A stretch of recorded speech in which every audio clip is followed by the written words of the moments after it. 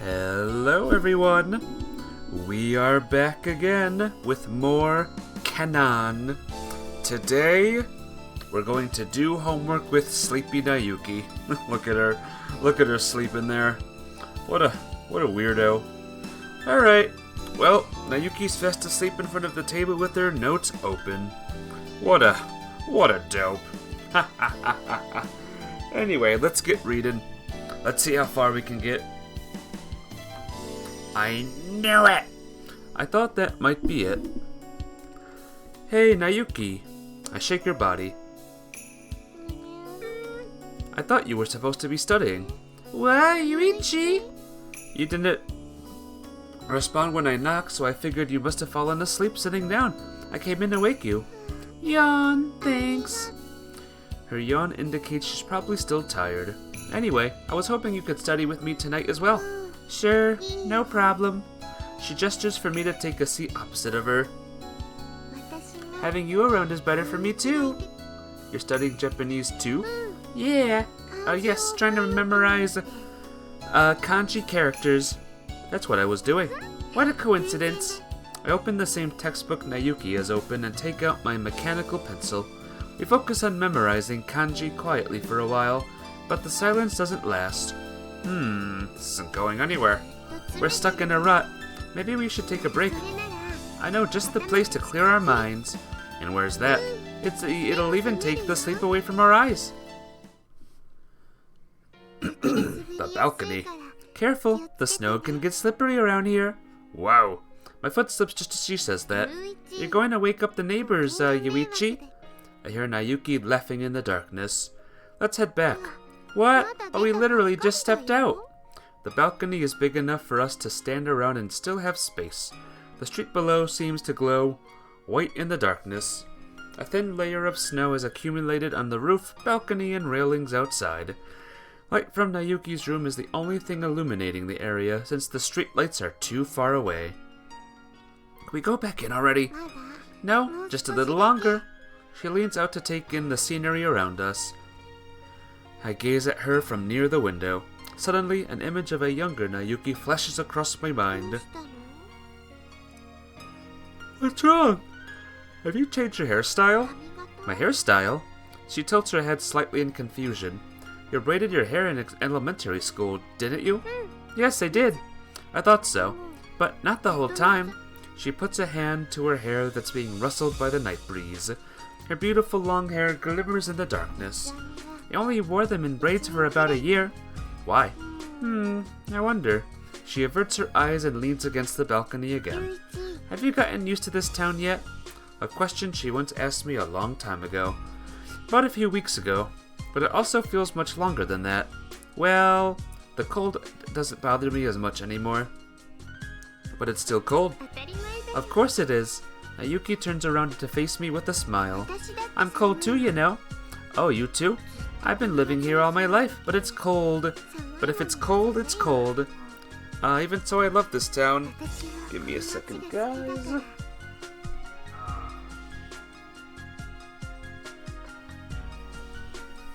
My laptop likes to misbehave and not show that I'm live.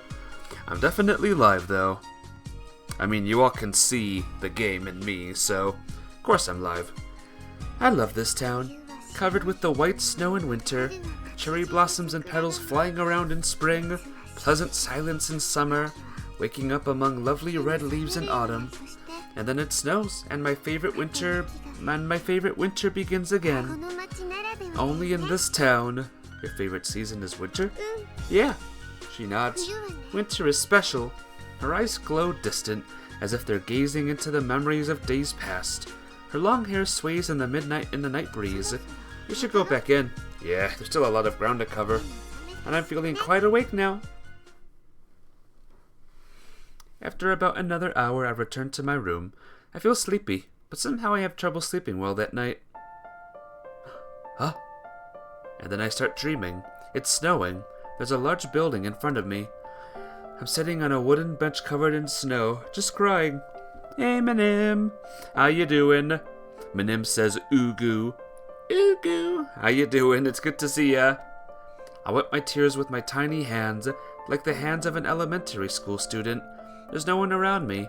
Only light comes from the streetlight illuminating the bench. I don't know what I'm crying about. I don't even know what I'm doing here all by myself. It's a dream after all. A fragment of my memories. Memories of the past, and what happened 7 years ago. I finally found you! A little girl appears before me, standing beneath the streetlight. You weren't at home, so I was looking all over for you. There's something I want to show you. I was looking all over for you.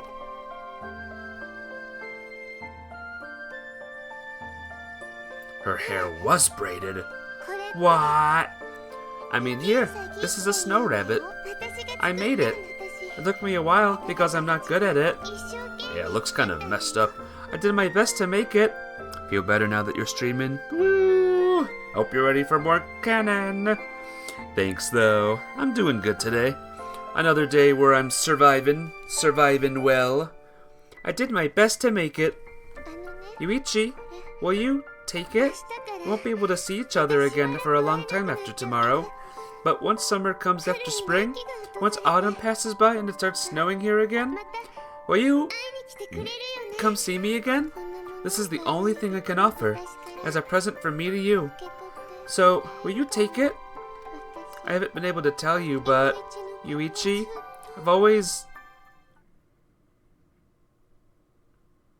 You've always what? What have you always?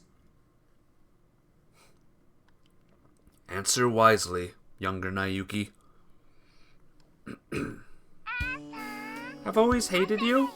Like, really a lot? Like, holy crap, I hate you. Time to eat breakfast and go to school. It's morning, it's morning. Time to eat breakfast and go to school. Listen to Nayuki's alarm clock voice in a daze while staring at the ceiling. Hey, Mafia. How you doing today? What's up? Are you ready for more Kanon than you can possibly imagine? Cause that's what we doing. That dream fragment. Wanted to write more, but since you're reading, you won't. You can if you want to. But don't let me stop you. Don't let my silly reading stop your epic writing. You finish your homework, you're free from homework. Woo! I'm happy for you, my friend. One particular scene stays in my foggy mind. I don't quite understand what that dream means yet. It's time to eat breakfast and go to school. Right. I dispel the drowsiness clinging to me and get up. Once I'm fully awake, the usual morning begins. Wait! As I'm about to leave after putting on my shoes, Nayuki calls out to me from behind. Just 3 minutes. She puts her hands together in a pleading pose. We don't have that much time to spare today either. Please, Yuichi. Alright, fine. 3 minutes, starting now. Thank you. Thank you. She returned to the living room and turned on the TV with the remote. The weather report? The horoscope. The horoscope? They report on your fortune for the next week around this time. You believe in horoscopes? Not really. The horoscope portion of the program soon begins. She's staring quite seriously at the fortunes for someone who doesn't believe in them. Come to think, when was Nayuki's birthday again? Not interested. I think that's the answer. I will admit I did kind of look at a guide before this. So, I kind of remember the answers. I don't particularly want to know when her birthday is. She stares long and hard at the zodiac signs on the screen. Ah! When the fortune for Capricorn appears, she raises her voice slightly. What is it? People born on December 23rd are the worst luck this week. I read the fortune as well. It is indeed terrible. It's all probably just gibberish. Don't take it to heart. Yeah. She nods, but I can tell it still bothers her somewhat. Does anyone here believe in horoscope stuff and zodiac signs? Anyone a big zodiac fan? Anyway, let's go to school. Yeah.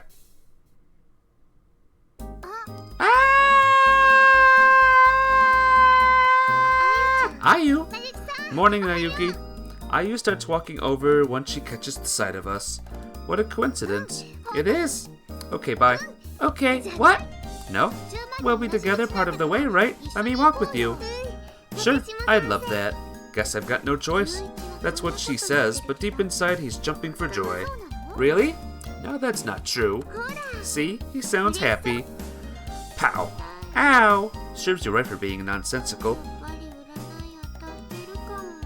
My horoscope is right after all. But if the horoscope was for next week, shouldn't it be starting from tomorrow? What horoscope? The horoscope on TV this morning. Was it bad? Yeah. I'll never be able to eat strawberry jam again. What's everyone's zodiac sign, by the way? Mine's Scorpio. Because it sounds cool and because November was my date of birth. So that's what you consider terrible luck? Oh, I understand. I would hate it if I couldn't eat taiyaki anymore either. Why is everything about food to you guys? Hey, Ayu. I call out to Ayu in a low voice so that Nayuki doesn't notice it from the front. What is it?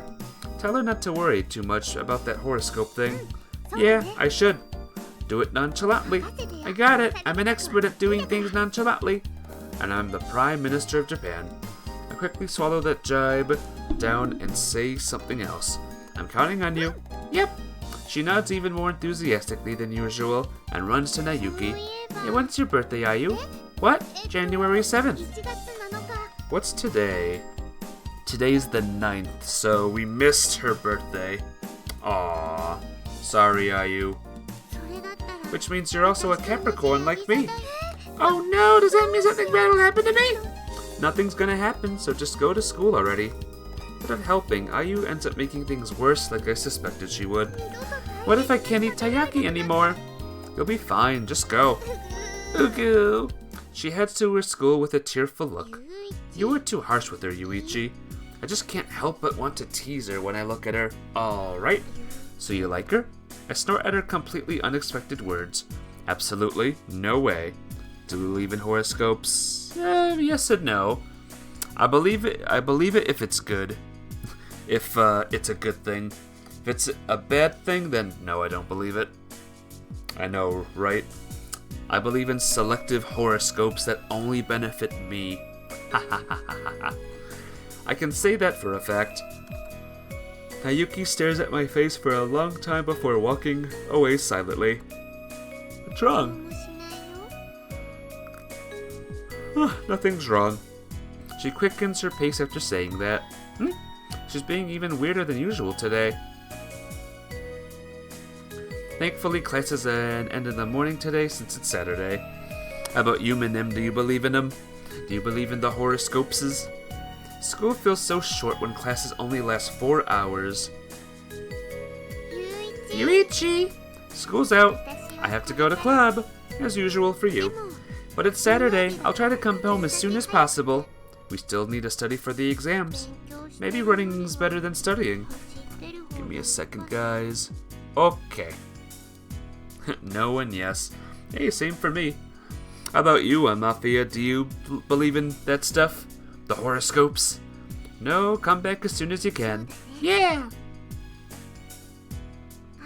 Ah, the rabbit is still there today. She points at the spot where we were yesterday, where the snow rabbit was with different sized eyes still, perched. Thank goodness. She sighs with relief. Okay, I'm off to my club now. Yep, see you later. I see her off before returning my gaze to the snow rabbit. The snow rabbit that appeared in my dream. The continuation of that dream. I should go home. It bugs me a little that as I make my way back home. Today's subjects are social studies and science. Alright, who's ready to study for school? And tomorrow will be English. Once that's all done, I should be able to handle the exams. Nayuki's room, obviously. Maybe we can study together again today. I take what I need and leave my room. Knock knock. Every time I hear that knock, I think someone's knocking outside, like, my door, my walls. Freaking freaks me out. Your Wi-Fi's breaking. Oh no. Bye, Mafia. I'll see you soon, alright? See you for some Fire Emblems. I'll make sure the light in Nayuki's room is on before I knock on her door. Yuichi? The door opens quickly today, and Nayuki pops out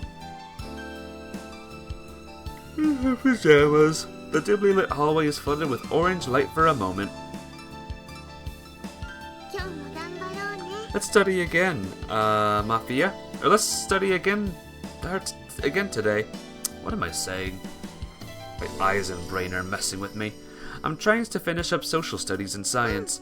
Yes, that's my plan too. There's already a concussion in front of the table. All the best to us tonight as usual.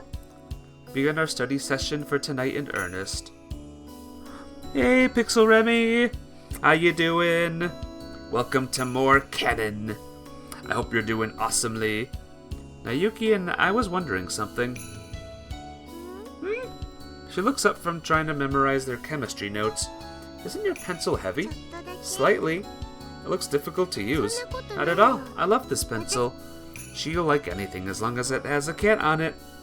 Are you actually doing muscle training? It's not that heavy. After 3 days. We both seem to have gotten the hang of studying. You're good, you'll be looking while you do your schoolwork. Oh, good luck, Pixel Remy. I believe in ya. The people in this game are doing schoolwork too, so we're all doing schoolwork together, in a way. But good luck to ya. We make pretty good progress, even though I had to hit Nayuki a few times for nodding off. This is the best way to get a change of pace. Nayuki stretches to relax her stiff body. Coming out here gives you a sense of openness that can't be had in the room, but it's cold. That's why it wakes up, right? Good point. The wind is chilly, but not particularly strong. I can see the stars twinkling in the dark and cloudless sky. I often come out here in the winter, even though it's so cold. Yeah. She nods and starts gathering the snow on the railing together. I can find snow here without going outside. Wake up. I'm trying. That's why.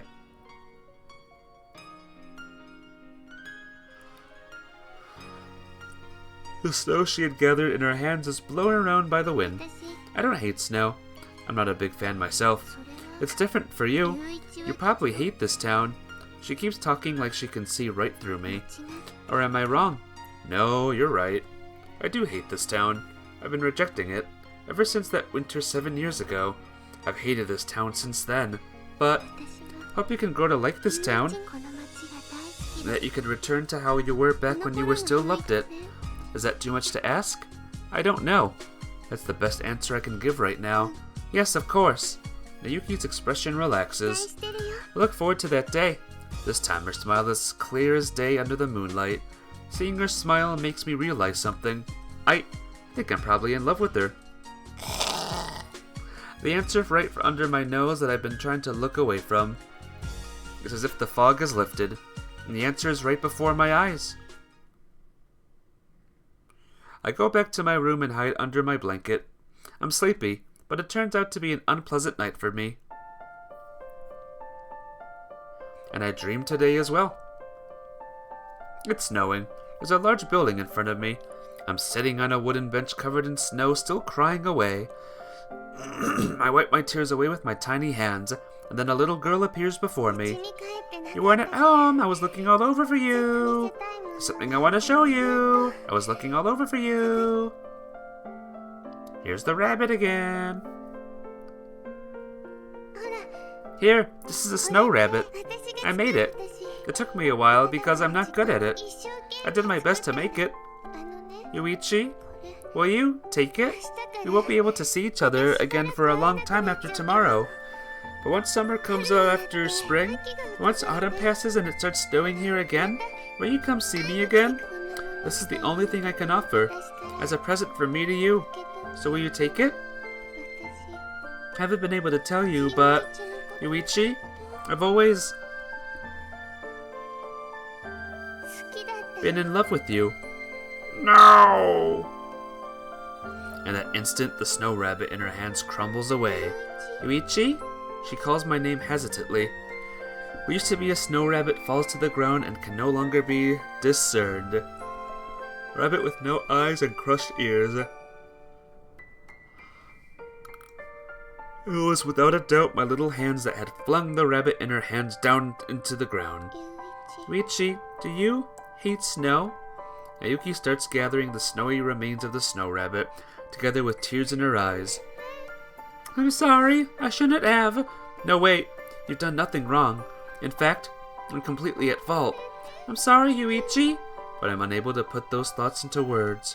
Back then, the sadness within me was deeper than that. This town, all the snow, despair was so great I wanted to wipe away every memory I had of them. Yuichi, I have to tell you what I just said again one more time. No, please don't. Can we meet tomorrow? The teary-eyed little girl smiles at me. I'll wait for you here until you come. Before you go back, I just need a bit of time. Please, Yuichi. The tears she's been holding back roll down her cheeks. I want to say goodbye properly. But in the end, I never appear before the lonely waiting girl on the appointed day. Welcome to the 24th. It's morning! By the way, you better go to school! I get up from bed, but find myself unable to move for a while. The dream, the scenes I saw in my dream, those are memories of my past.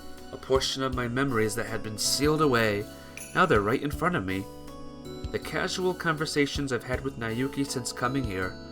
All that mundane chatter, and Nayuki's feelings behind them all. I'm filled with a heavy sense of self-loathing. I'm mortified that I've forgotten. I change out of my pajamas and leave the room. Good morning, Yuichi. Akiko is the only one at the breakfast table. Good morning. I sit on the chair and ask Akiko, is Nayuki still asleep? Not Yuki, she's right behind you. At Akiko's words, I turn around. Yawn, good morning. Nayuki rubs her face sleepily, clearly having just woken up. Nayuki, do you have some free time today? To study for the test? Nah, I was thinking of going out somewhere to have some fun, but I thought we're doing English today. Bit of a breather shouldn't hurt, right? I don't see why not. Yeah, okay, I'll go with you, Yuichi. Meet you later then. Okay.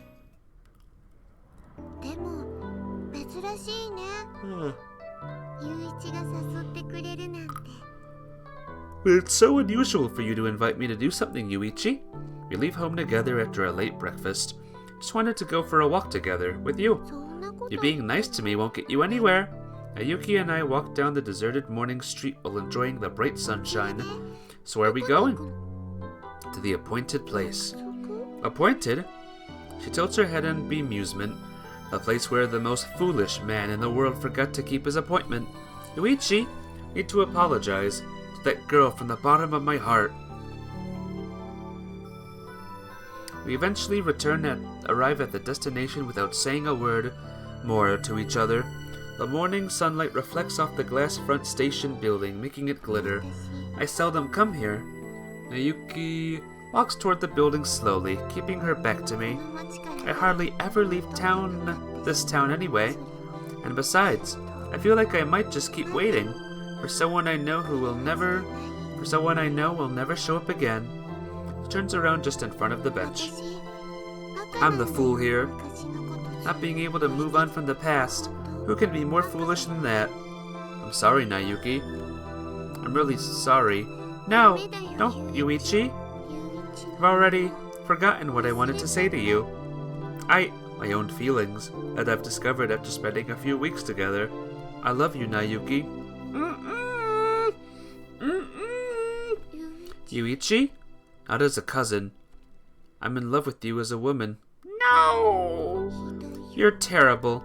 Nayuki whispers beneath the soft rays of the sun. She clearly means to reject me. It's not fair. What's the point of saying that now? I don't understand. It's too sudden. I don't get it at all. Nayuki disappears after leaving those words behind. I can't even follow her. I've been sitting at my desk for the past few hours. The bright sunlight fades into orange and turns into complete darkness. My English textbook is open on my desk. I haven't seen Nayuki since then. That's what I say, Minem. Time passes again. Knock knock. A knocking sound echoes through my quiet room, the sound of a window being knocked. From the outside, Nayuki is standing on the balcony. Sorry, I know it's cold. Nah, I'm already used to it. You surprised me today. Wasn't expecting you to suddenly say something like that. The darkness. Darkness. I didn't think you would ever remember what happened that winter, so I could only reply that I didn't understand. Her back is facing me as she looks up at the moon in the sky. But I've been thinking about it, she says in a soft voice. All this time, I'm not very smart, but I thought long and hard about it. Then I found the answer. An answer that doesn't change no matter how hard I keep thinking. The answer is, she continues while her back is still facing me. 7 strawberry sundaes. I'll forgive you with that. The wind rustles Nayuki's long hair. Her swaying locks seem to glimmer under the moonlight. A special offer only for you, Yuichi, because I'm also still in love with you.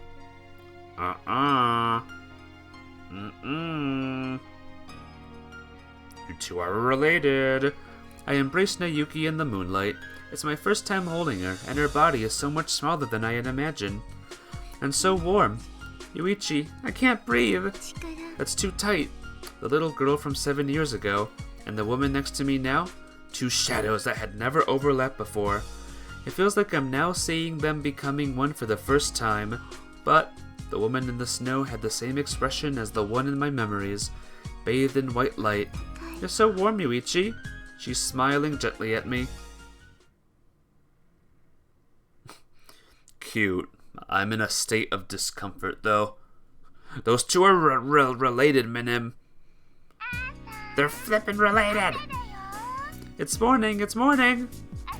It's time to eat breakfast and go to school. For the first time in a while, I wake up without much resistance today. My head doesn't feel heavy and my body feels light. A refreshing morning. That might be the best way to describe it. I crawl out from under my blanket to throw the curtains open. The hooks jangle pleasantly, and my dark room is enveloped by light. I'm in the top condition because I went to bed early last night. The study sessions weren't perfect, but I've made enough progress. Thanks to Nayuki, I'm sure. Haha, I know. I quickly change into my uniform and leave the brightly lit room. Ah, Yuichi! Stepping out into the hallway, I see that Nayuki is just leaving her room as well. Morning, Yuichi. She greets me with a smile, already dressed in her uniform. Something the matter? What? Nothing's the matter. Why? It's a miracle to see you properly awake at this hour. That's not very nice, Yuichi. I can wake up early once in a while. Once a month, you mean? That's what I said. She tilts her head and smiles with her bag in hand. Besides, exams are today. I wouldn't want to show up late after all that studying we did. That's true. I smile and nod at her, then head downstairs. Oh my! Akiko looks surprised to see Nayuki and me coming down together. Morning, Mom. How unusual that you're already awake at this hour, Nayuki. We sit around the breakfast table as usual, surrounded by the aroma of warm coffee. Should I steam festive red rice for tonight? Stop being weird, Mom. Gah! Akiko smiles at the blushing Nayuki. As I observe the warm and friendly way they interact, I sincerely wish that they'll stay this way forever. Thanks for the food!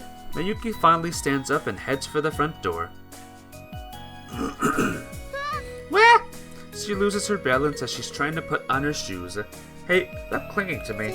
I can't help it. The space here is too small. You shouldn't have tried to put your shoes on at the same time as me. Wah! What did I just say? This is hard. She whimpers from her fallen position on the floor. Nayuki is being her usual self even after what happened last night, and I'm happy about that. Yawn, so sleepy. You're not used to waking up so early, that's all. Zzz. Pow. Don't hit me so hard, Yuichi. You won't wake up otherwise. As I'm guiding the sleepy-looking Nayuki down her usual school route, I spot White Wings. We've been bumping into each other a lot lately. So we have.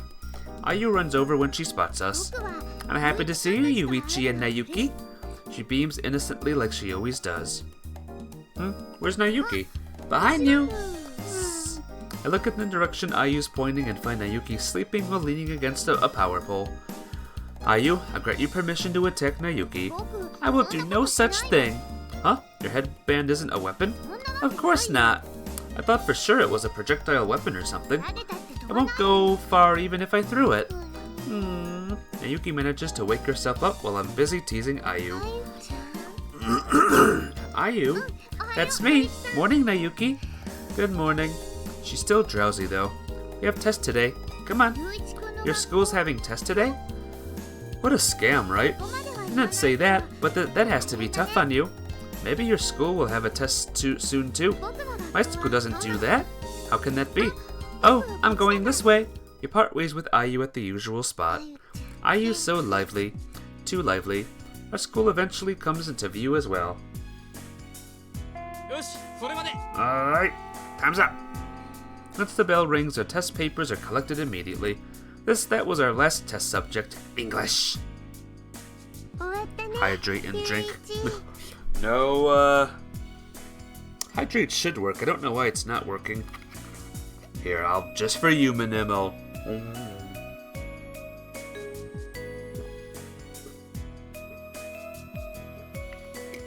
There you go. Just for you, I took a drink. Hope you're happy. It's over, Yuichi. School's out in just 5 hours today because of the exams. We've been freed from our study sessions, but I still have club today. Even today of all days. Yeah, sadly we won't be able to walk home together. It's okay, you can't help it. We walk together to the entrance as usual. Oh right! Nayuki raises her voice as if remembering something. Mom asked me to buy something for her today. If there's anything you need, I can get it for you. Let me think. Ask for a magazine, Nanine. In that case, get a magazine from the convenience store for me. What magazine? Something stirring and exciting. It doesn't make sense at all. But something heart-stopping. Equally confusing. Okay, something trashy. Like a lewd magazine? Something like that? Okay, got it! Thanks in advance. Hey, at least comment on it. Huh? She turns around with a surprised look. You want something else? Really going to get me that for me if I hadn't stopped you? Yeah, since you asked for it. She's quite a bit different than how you would expect a normal girl to behave. So which is it? Just give me one of those weekly comic magazines. Okay, got it! After saying our goodbyes, Nayuki heads to club, and I return home. As I'm lounging in my room after dinner, I hear a knocking sound. Nayuki? Yeah, it's me. Come in. Good, you're still up. I'm not you. I wouldn't be asleep at this time. So what's up? I forgot to give you what you asked me to buy. He hands me a comic magazine in a convenience store plastic bag. Right, I did ask for this. I had completely forgotten about it. Thanks, Nayuki. No problem. Give me a second, I'll pay you for it. I put the magazine on my desk and take out some coins from my wallet. When I look in Nayuki's direction, I see that she's looking around restlessly. Something wrong, Nayuki? She seems nervous for some reason. Well, you know. Can I go change? Change? Into what? Normal clothes. Huh? I feel awkward in my pajamas. Why? Isn't it the same as always? Yes, but I don't know why. I just feel awkward when you look at me. I'm just being my usual self. Maybe it's an indication that Nayuki's perception of me has changed. I'm a close cousin to a lover. Ow! That really endears her to me. And Nayuki, huh? I hold her as close to me as physically possible. Yuichi. She sounds puzzled, but she's not resisting. I'll let go if you're uncomfortable. I can hear Nayuki's heartbeat. I'm fine with this, because I love you. Because it's you, Yuichi. I gently lay her hat down on the bed.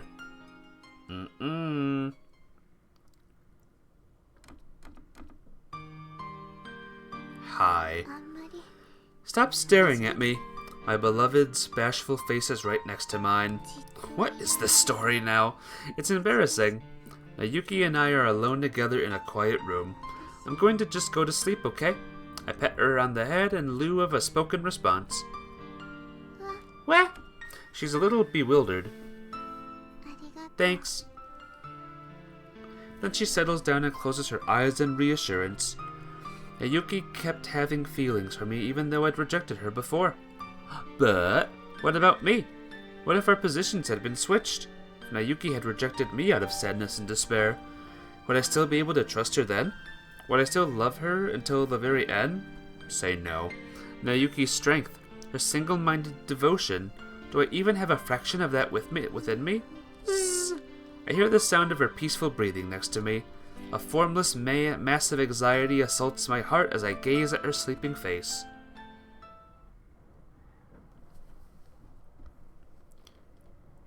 Yeah, great. Cool. Awesome.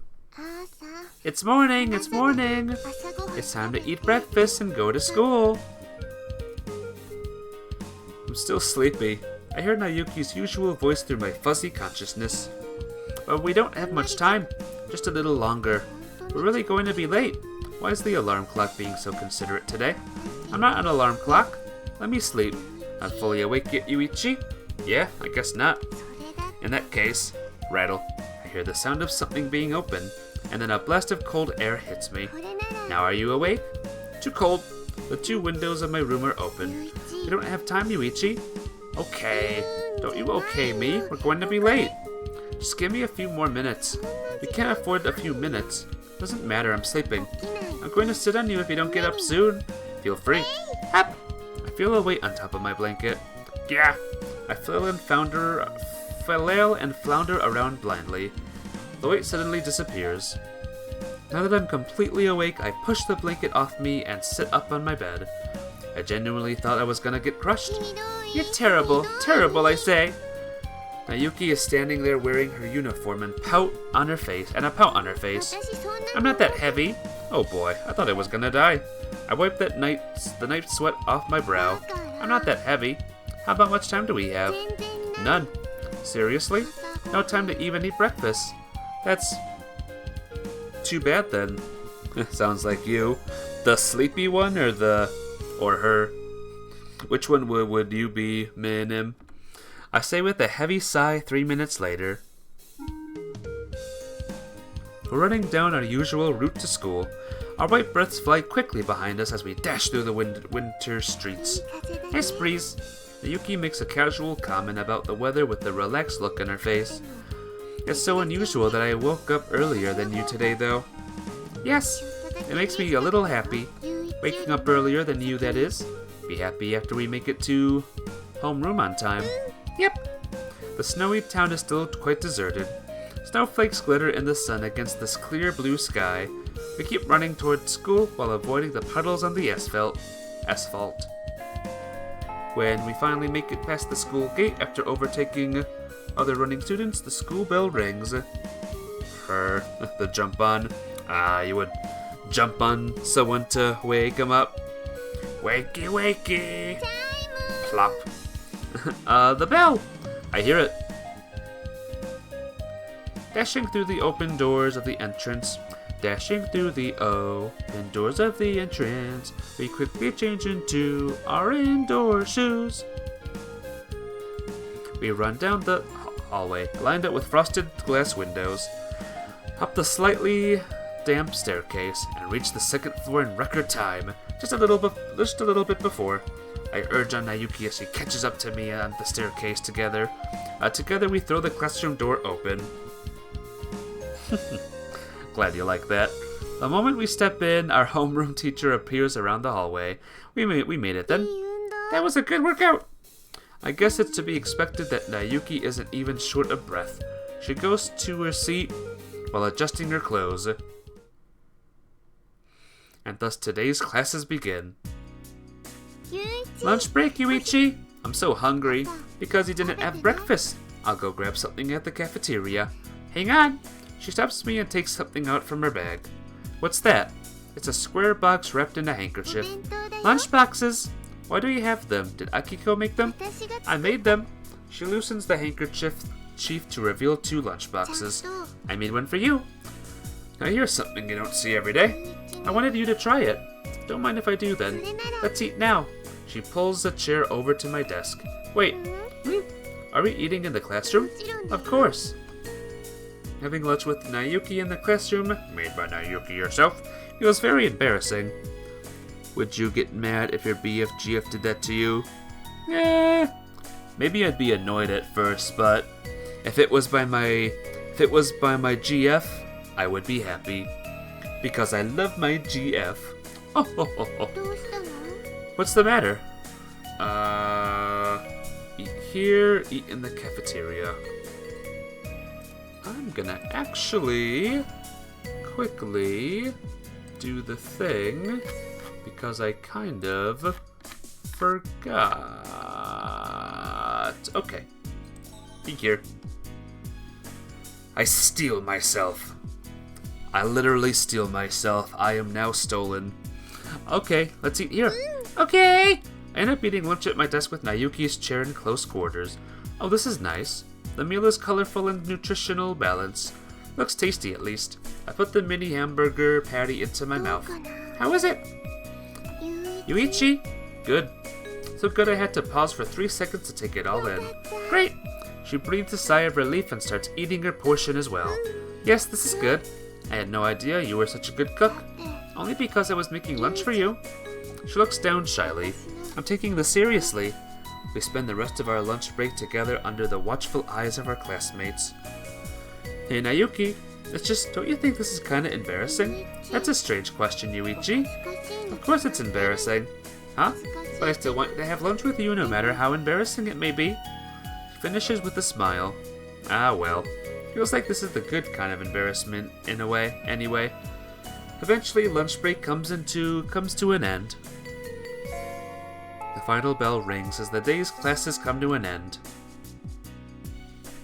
After Naoki leaves for club, suddenly remember I've forgotten something in the classroom.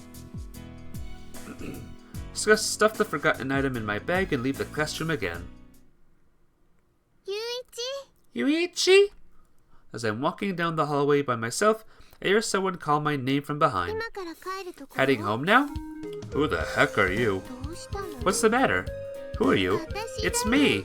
Oh, Naoki? Who else? I didn't recognize you for a moment there with that new hairstyle. That was a pretty long moment, huh?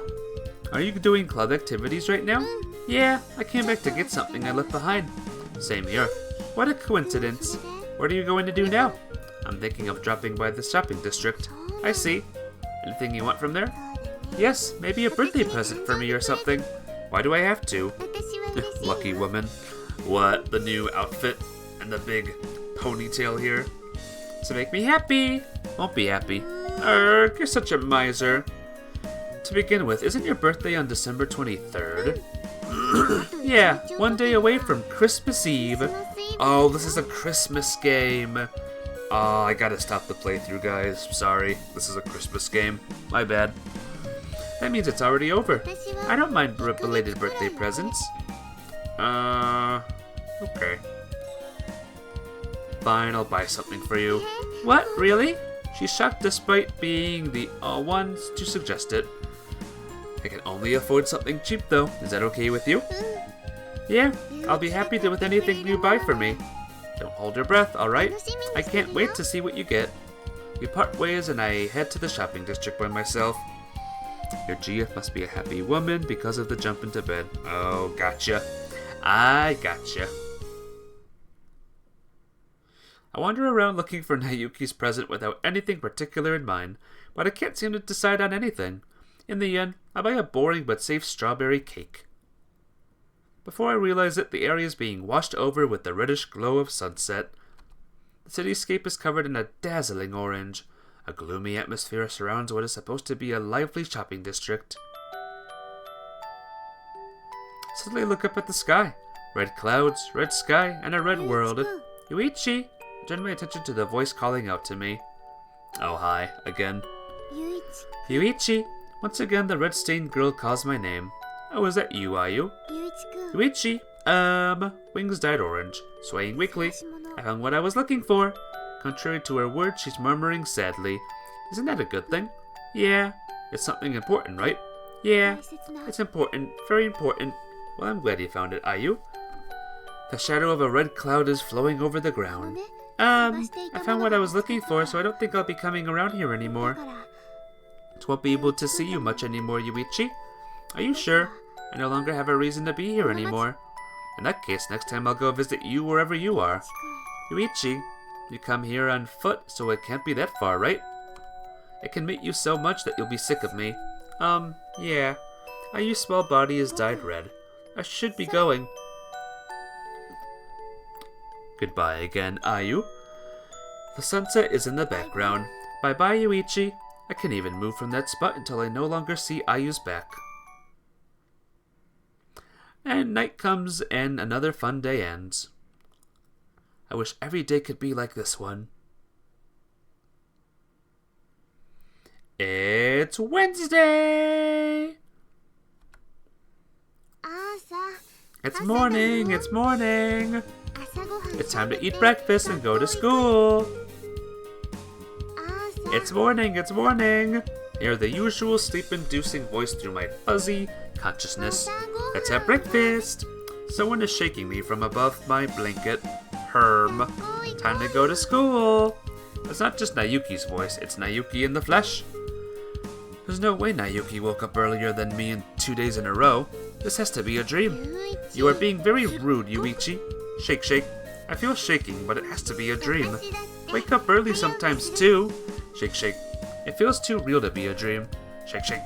Is that really you, Nayuki? Mm-hmm. She nods enthusiastically, already in her uniform. Bright morning sunlight is flooding into the room through open curtains, painting everything white. What made you wake up early again today? Nothing in particular. She smiles happily. Spill it, Nayuki. What are you scheming? Nothing. Here's your uniform. I'll wait for you downstairs. She hands me the uniform that was hung up on the wall before leaving the room. It's just... She stops at the door and turns around. Wanted to do the same thing you're doing. Her smiling face is honestly adorable beyond words, and I'm also happy to know she thinks that way. I change into my uniform and wash my drowsiness away at the sink. At the breakfast table, Nayuki is already sitting in her seat. Morning, Yuichi. Morning. Everyone's breakfast is already set on the table. You could have eaten first. I'm not that heartless. Yeah, sorry for being a heartless guy. I flutter my hands, causing Nayuki to giggle. Good morning, Yuichi. Akiko comes out from the kitchen with a pot of coffee in hand. Nayuki woke up by herself today. There's no need to mention it at all the time, Mom. It's nice to have a quiet house in the morning, but I feel a little lonely. She pours coffee into my cup and returns to the kitchen looking genuinely sad. Mom loves it when it's lively. That goes beyond lively if you ask me. Yuichi, you won't just disappear one day, will you? There's nowhere else I can go back to, right? I sip the freshly brewed coffee and spread butter on the freshly made toast. Yeah. Nayuki spread the usual strawberry jam on hers. Delicious. She bites into her toast with the usual blissful relish.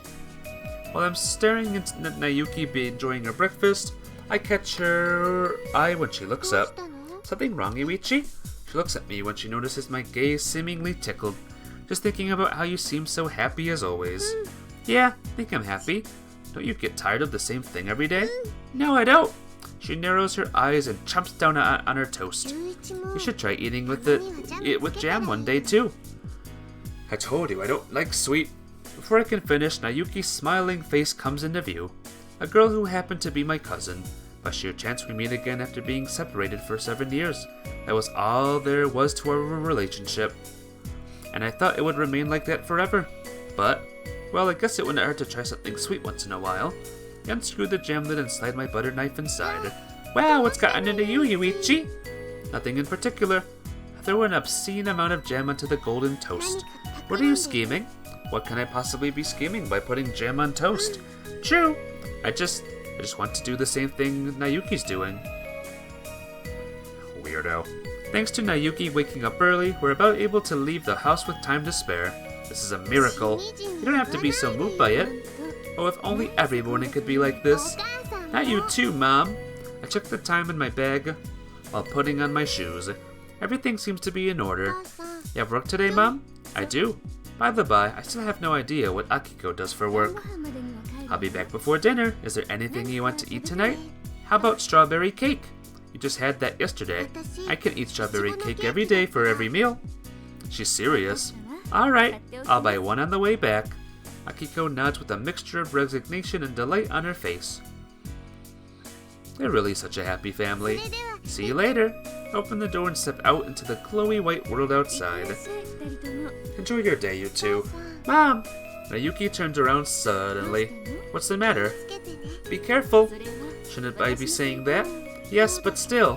Hurry up or we'll have to start running again even though you woke up early today. Ah, wait for me! Don't just run ahead without me. You're the one dilly-dallying. I was doing no such thing. Today, it's another calm and normal day.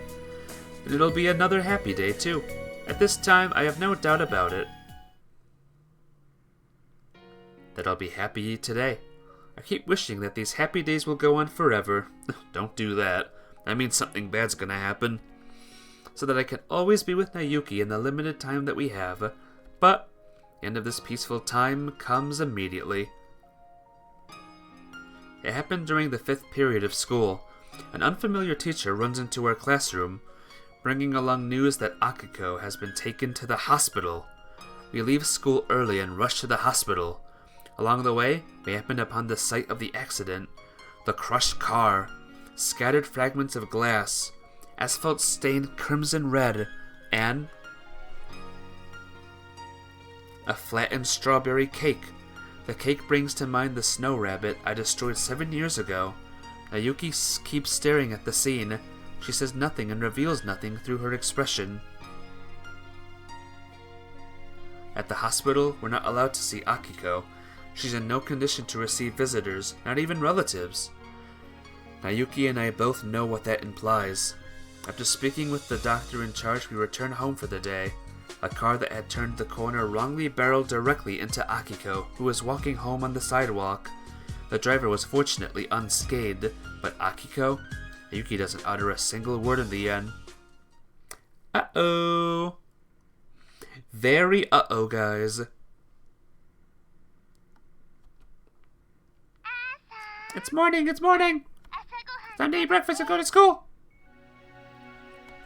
Even on mornings like this, I wake up at the usual hour. It's kind of amazing. The sound of an alarm clock echoes sorrowfully around my cold room. It's like I've been dreaming. A dream of happiness that ended yesterday. Or was it yesterday's painful event, the dream? Reality is before me right now. That's the only thing that I can't change. The room seems bigger and more dreary than yesterday. I hear the bleak sound of swirling winds all around. The time for happiness is over. If so, what begins today? I stand up and change into my uniform as I've been doing every morning. Not that I believe I can pay attention in class, but I need to be surrounded by as many people as possible right now. My mind will keep dwelling on unproductive things otherwise. The dark hallway is completely silent. The door plates that says Nayuki's room, I'm standing in front of it now. I try to knock on the door but stop short. What will I see when I open this door? A dark and gloomy Nayuki? Or her being in her usual cheerful self? Even if it's merely superficial? Yoo-hoo! Leaving without saying anything doesn't sit right with me. Nayuki and I are the only two people in this house right now. Knock knock. I knock on Nayuki's door. Knock knock. But there's no response. Nayuki, I'm coming in.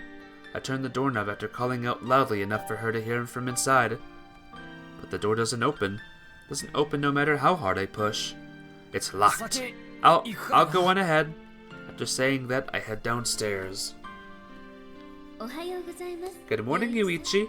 Akiko isn't here to say that to me with a hand on her cheek. The large dining table feels much larger as a result. For the first time since coming to this house, I make my own toast. I nibble on my toast alone after spreading on some jam that I would usually avoid. Remembering the time when 4 people would be seated here. 4 people and 1 animal if we include Keropi. I feel a little lonely. Akiko's smile as she said those words weigh heavily on my heart now. This house is too big for just 2 people. As usual, I walk to the front door after finishing my toast. I wait for as long as I can, but Nayuki doesn't get up. I should give her some space. I sigh and grab my bag. See you later. I say to no one in particular as I leave for school. No one greets me back. Time goes by slowly, and the usual classes seem to be taking place in a distant land. There's nobody in the seat next to me. Kaori sits worriedly at Nayuki's desk from behind. Finally, 6 long hours pass. I'm back. I take off my shoes at the entrance. The house is as quiet as it was in the morning, as if frozen in time. There's no sign of anyone in the kitchen. It's the same state I left it in the morning. Nayuki, you didn't eat anything? I go to the answering machine and press a button to unlock it. 0 messages. Once again, I'm standing before Nayuki's door, like this morning. In my hands is a tray with a simple dinner that I've quickly put together. Though the sun is set a long time ago and it's no longer dinner time. Hey Nayuki! I knock on her door. I brought you dinner. You must be hungry, right? No reply. The room lights are off. Nayuki, I'm coming in. I turn the doorknob after saying that, but the door is still locked. I'll leave the dinner here. I go away from the firmly shut door after saying that. Entering my room, I slip into bed without switching on the lights. There's no news from the hospital, which means things didn't get worse, but didn't get better either. Nothing more and nothing less. The long day finally draws to a close. I close my eyes and it feels like I may start dreaming. I just hope it's not a dream about Akiko.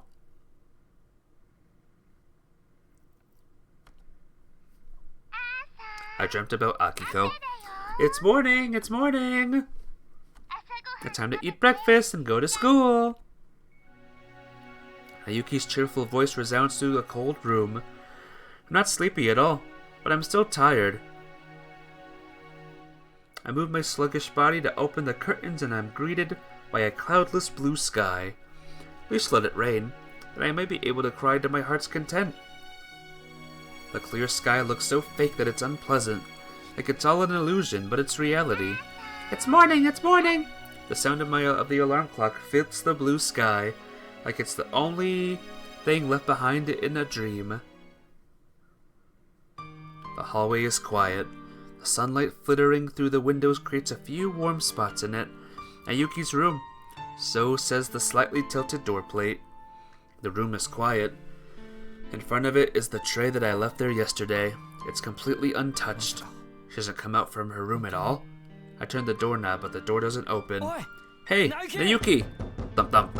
I keep knocking on the locked door. The urgent knocking sounds echo down the hallway. Nayuki! Thump thump. Nayuki! The only thing I can do now is to keep knocking on the door persistently. Eventually, stop. I hear a faint voice from inside the room. It sounds weak, but it's without a doubt Nayuki's voice. Please, just stop. You can't undo anything by staying in low spirits. Akiko will be sad to see you looking all frail and weak when she comes back. Sorry, Yuichi. She doesn't say anything else after that. While in class, I keep staring out of the window, hearing Nayuki's words in my mind over and over again. Sorry, Yuichi. Then I realize something. It's the same as that winter. Despair, rejection, and then forgetting everything. We've switched places with each other this time. Nayuki and I. The sky is an even shade of blue. The white clouds move along at a leisurely pace. It's a calm, warm, and sorrowful sky. I slowly make my way up the unlit stairs until I'm in front of Nayuki's room. Our food in the tray I left behind is half eaten. Nayuki, I call to the person behind the firmly shut door in the darkness. She just doesn't respond, but I spot a little crack in the door that's been slightly tightly closed so far. I'm coming in, Nayuki. After thinking for a while, I open the door. The room is in complete darkness. Not a single sound can be heard. Nothing is moving either. The heaviness in the air makes it seem like a different room from the one I visited previously. Yuichi! I sense a slight shaking in the motionless air. Get out! Nayuki whispers. I follow her voice and catch sight of her. I don't want to see anyone. She's curled up into a ball, almost blending into the darkness, holding herself as quietly as possible. Long time no see, Nayuki. The silence feels like a complete rejection of reality. How was the food I made? Tasted terrible. Because it was cold. I bet you it would be so much better if you had it while it was hot. It'll taste equally terribly hot. You can't say that for sure until you try it out yourself. I'll go make something again. Will you eat it hot this time for me? I don't want anything. I mean, to compare to Akiko's cooking. Get out, Yuichi. Nayuki stiffens the moment I mention Akiko's name. Okay. You can't just keep running away like this. Get out. There's still a chance Akiko can be saved. No, she'll definitely get better. She always does things on her own terms. Something like this can't get her down. Can you make miracles happen? I've always been with Mom. In this town, this house, for many years. Just the two of us. I don't even know what my father looks like. It's just been Mom and me for as long as I can remember. But it never felt lonely because she was always there for me. That's why I could make it to today. And yet, now I'm all alone. You're not alone. You're not all alone, Nayuki. What about all your friends in school? Kaori, Kitagawa, and me will always be together. Besides, Akiko's coming back for sure. Yuichi? Nayuki looks pale and ashen under the moonlight. She wasn't moving before, but now she's trembling a little. It's not working. I can't smile. I can't smile anymore. Large drops of tears start rolling down Nayuki's previously expressionless face. She starts sobbing convulsively. I can't be strong. Mom has always been there for me. The sound of her chokes weeping fills the silent darkness. Her tears roll off her chin and get soaked up by her pajamas. I don't know what else to say. I keep watching over her, rooted to the spot until she stops crying. The 30th.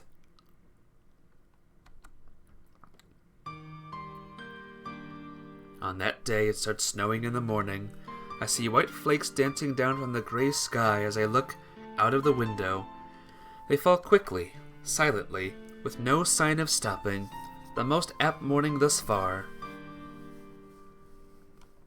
I stand in front of Nayuki's room in my street clothes. In my hand is the alarm clock I had borrowed from Nayuki, and I knock on her door.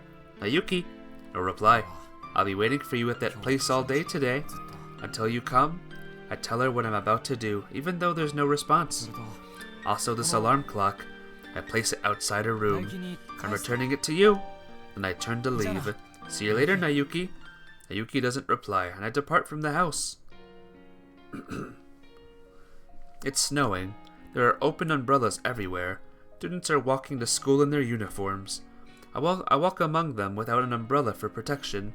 The fresh snow piles up on my coat before getting blown away by the frigid wind. The appointed place 7 years ago. I find myself standing alone in that deserted spot, avoiding the snow. The bench is half covered with snow. I sweep the snow off and sit down. It's like I've gone back in time, to about 3 weeks earlier, when I was sitting here all by myself, staring at that unusual sight of heavy snow while waiting for Nayuki to show up.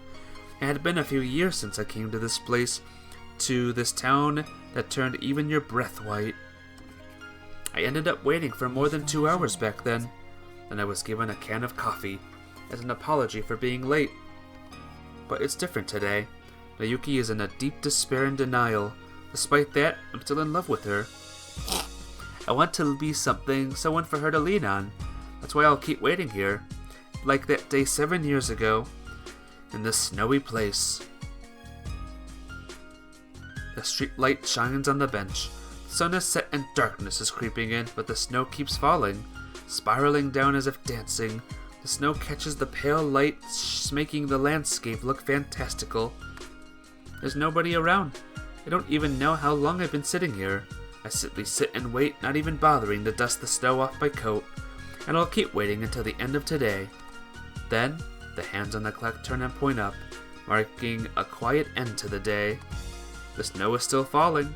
I couldn't even become someone to lean on for the person I love. A sense of hopelessness and desolation overwhelms me.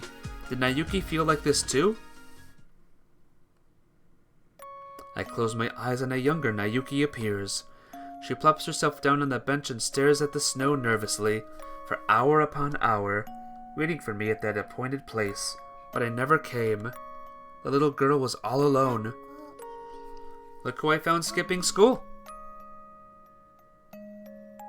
I'm jolted back by a voice to reality. I see a human figure behind this veil of snow. Speak for yourself. What lies beyond despair? True, you and me both. Yes, this makes us even.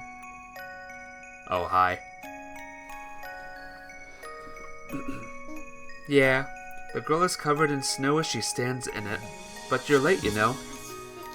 I ran all the way here. Guess it wasn't enough. I've been waiting forever. I ran with all my strength and still arrived late. But I made it, didn't I? I was just about to go back. You must have been so cold. So were you. Oh, Yuichi, you're covered in snow. So are you. Her head is capped with snow. Her eyes are wet with tears. And I've not seen that smile on Nayuki's face for the longest time. That's a wallpaper? What is this image here? Hehe. Yuichi, her expression suddenly turns grim. I just can't make myself stronger. So, can I depend on you? Or it would be a beautiful wallpaper. Gotcha. I see.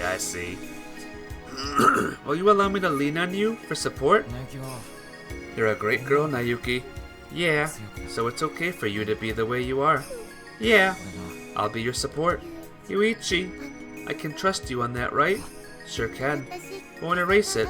This is evidence that will last forever. Knowing that, will you still agree? Will you still promise me? I promise. Okay. I'll treat you to a strawberry sundae if I break my promise. No, a sundae's not enough. Well then, I'll just have to make sure I never break my promise. That's right.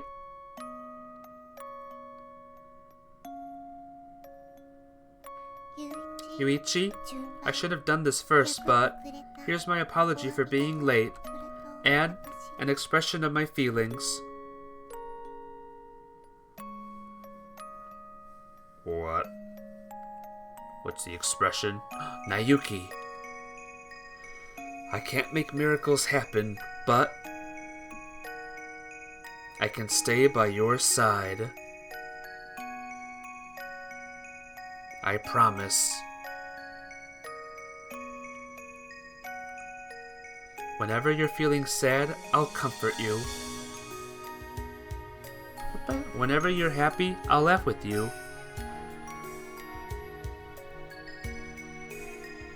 When everything's covered in white snow in winter,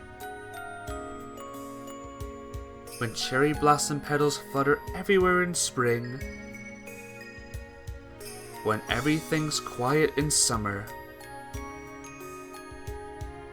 when we're surrounded by falling red leaves every day in autumn,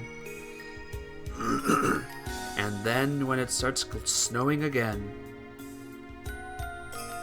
I'll always be here. I won't be going anywhere. Because I'm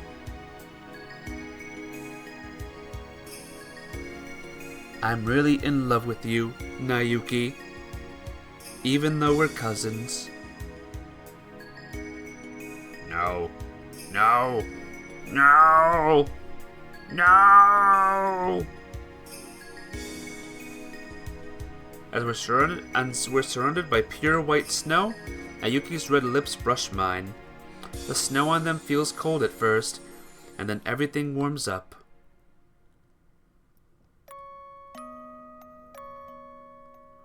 When I close my eyes, I see a little girl standing there. Her two braids bob about as she puts a snow rabbit on her head. Here, this is a snow rabbit. I made it. It took me a while because I'm not good at it. I did my best to make it. Yuichi, Will you take it? Won't be able to see each other again for a long time after tomorrow. But once summer comes after spring, once autumn passes by and it starts snowing here again, will you come see me again? This is the only thing I can offer as a present from me to you. So will you take it? I haven't been able to tell you, but Yuichi, I've always been in love with you. I love you too, Nayuki.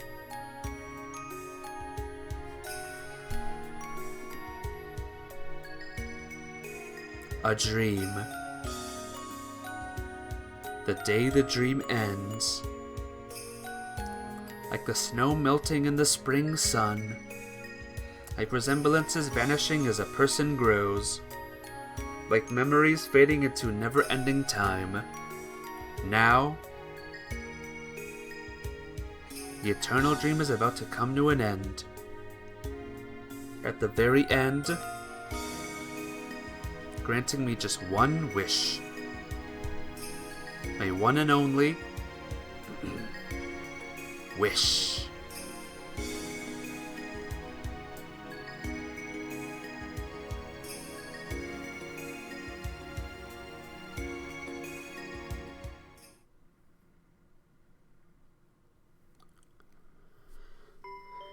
The winds of seasonal change descend upon us. The town I once thought would be unchanging washes over with new colors. Vivid shades become visible from beneath the melting snow. This town is removing its snowy garments. Although the wind is still chilly and spring is still a little way off, it's clear that the season is changing. I should go wake her up soon. I crawl out from under my blanket and pull the curtains open. Just then something floats by outside. It's a tiny cherry blossom petal. Oh. Morning, Yuichi. Nayuki greets me in the hallway, already in uniform. Do you have a fever or something, like Nayuki? She actually woke up earlier than me, and is already in her uniform? Excuse me, I'm very well, thank you. Ah, I see. I must be dreaming then. I better wake up before I'm late. No! Then, why are you up? We're starting a new school year. I can't wake early if I wanted. What did you eat last night? Same thing you did. She smiles and laughs happily. I appreciate it if you can make this a daily habit. You got it. She clenches her fist and pumps it slightly, but it ends up looking kind of weird. Oh, don't be so mean, Yuichi. Stop laughing. And kind of adorable. I'm just impressed you managed to wake up. Thanks to the alarm clock, I guess. You bought another one? No, I didn't. She smirks mischievously. Nayuki. You're not referring to that particular alarm clock, are you? It's the reason I can wake up in the morning. Erase it. No! I'll do it then. No, don't do that, Yuichi. I try to enter her room, but she wraps her arms around me from behind. How long are you going to keep that blackmail material around for? Aw, don't make it. Does it make you blush? Of course it does. But it's evidence that so you can't erase it no matter how embarrassed you are. I don't mind you keeping that message, but don't use it as an alarm. But how will I wake up tomorrow morning? I'll go wake up again. Every day? Yeah, every day. Forever and ever? I'll even do that for years, decades. I'll be there to wake you up. Yikes! Luigi, can you be even mushier? Sorry for being sappy. I was wondering why you two were taking so long. What's happening? Hey, she's alive! She's alive, guys! Yay! Oh, Mom! Don't look so surprised. You're going to be late if you dawdle anymore. Nayuki, what's the time? Ah! She glances at her watch and raises her voice in astonishment. We don't have much time left. How did that happen? So strange. She tilts her head idly. But we should be able to make it if we run. And then she smiles most pleasantly. The bright blue sky, a gentle and comfortable breeze, and the smile on the girl running next to me makes me happy. Why are we running so hard on the first day of the new year? Hey, I woke up early, okay? I was awake too. Nah, you were taking your time. You shouldn't have nibbled on your toast for so long. But I love the strawberry jam Mom makes. You can have that anytime you want, so at least control yourself when you know we're going to be late. That's true. I can have Mom's jam anytime I want. She looks up at the sky with a bittersweet look on her face. You should eat that other gem too someday. No, thank you, heartless woman. Well, you eat it then. I have a jam allergy. Why am I only hearing about this now? Suddenly, Nayuki vanishes from my side, then I feel a warmth in my back. don't touch me. Get off of me. Your shoulders are so wide. Hey, you weigh a ton. Meanie, I'm not that heavy. She laughs and says near my ear, hope we're still in the same class. You definitely will be. I nod while feeling Nayuki close to me. Our current life is built on countless miracles. My reunion with Nayuki in this town, falling and staying in love with Nayuki, and Akiko's comforting smiles, Nayuki's warm, laughing face, these are all miracles. An accumulation of miracles and coincidences. It's just a small thing for us to be able to get into the same class. Yeah, I'd be so glad.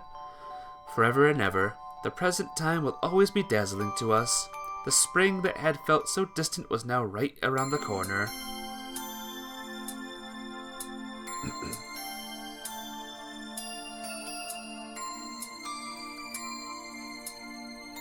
And I believe that is yet another story done, guys. We done did the didsit. And we still have like an hour left too, or 2 hours left. We are zooming past this game, guys. We are zooming. We are zooming. What'd you think of that one, Minim? I would say it was nice. Very incestuous, but it was fine. Very heartwarming and very, very cool.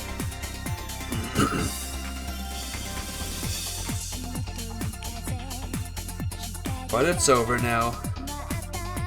So, can we skip these? Nope, no we can't skip it. Alright, bring it on. You want more? More. Oh, we'll get you more. We'll have more, don't you worry. You think it's over now? You would like to hear more of these? Well, there's technically 3 more stories left, Minim. And I might complete one of them this stream too.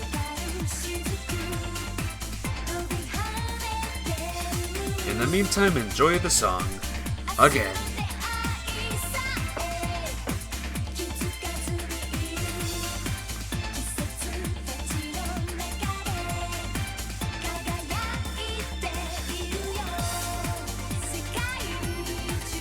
Real quick, Minim, put some more of those, like, dancing fish emotes in chat. Or blizzards, or whatever the flip those were. There we go.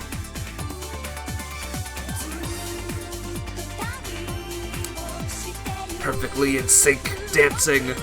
Wow. This took you by surprise. What, the song? Or the story, or the everything?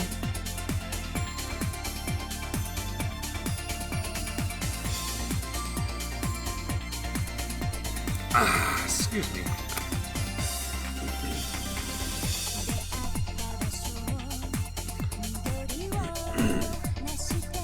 Didn't think you like these kind of stories. It's cause these are the best. The best of the best.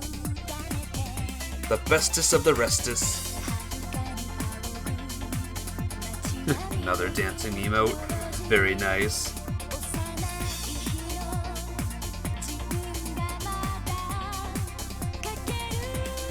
Whew.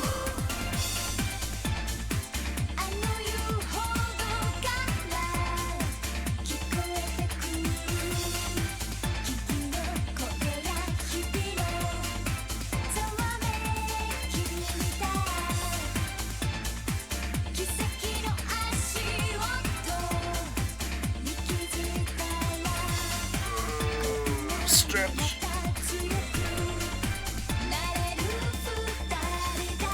Only draw these kinds of drawings.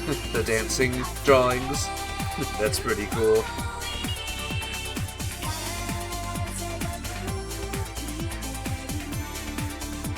If you want to show off your drawings in the Discord, by the way, you can if you want to.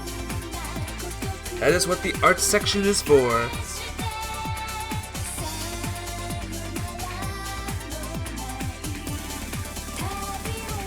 Oh, manga. Ooh, cool. If you want to show those in the Discord too, you can if you want to. Oh my, I need to call the Ghostbusters. The ghost of last night's dinner is haunting me. Ah. How you doing, Hellfire Skyrim? What's up? Is that message something you're saying, or just something you made me say? What did I have for dinner last night? I don't remember. Doing fine? Cool. That's what I like to hear. I want to say I'm halfway done with this series now. Maybe a little more than halfway done. I don't know.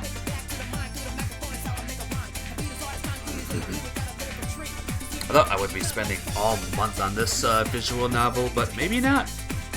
Here's something that you wanted you to say. Okay. You and your random things that you're making me say. You and your random flippin' things or whatever.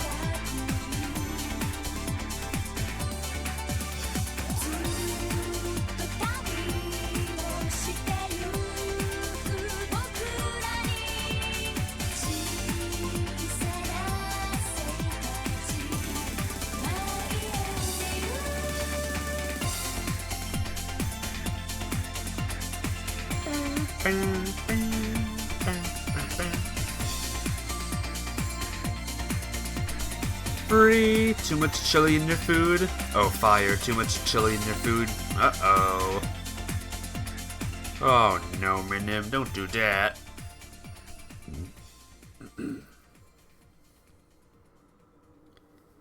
The end. Key. Okay?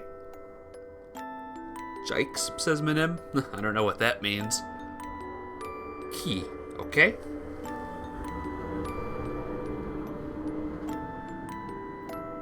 It's snowing outside right now, too. It's snowing in this game, and it's snowing outside of this game.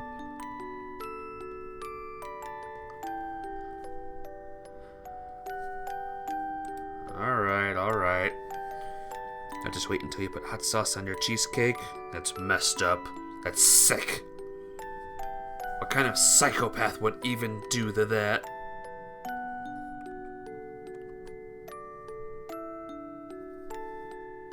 Oh my gosh. Oh my god. Yay! Nayuki's scenario is done. And now, let's get Nayuki's bad ending. Skip. Not interested. Go. Ask. Eat. Buy. Give her space. I'll leave the door silently, because I believe not saying something comforting can be a sort of comfort as well. Good morning, Yuichi. Akiko isn't here to say the thing, but the door doesn't open. Locked. Nayuki's room is locked. I'll leave the dinner here. I'll go firmly shut. Oh, skip. Oh, whoops. So that's the same thing happens. Even if I do the wrong choice, the same thing happens. Alright. I don't want to hear the song again, so let's get going in. Minim is finished. Don't be finished. Be unfinished.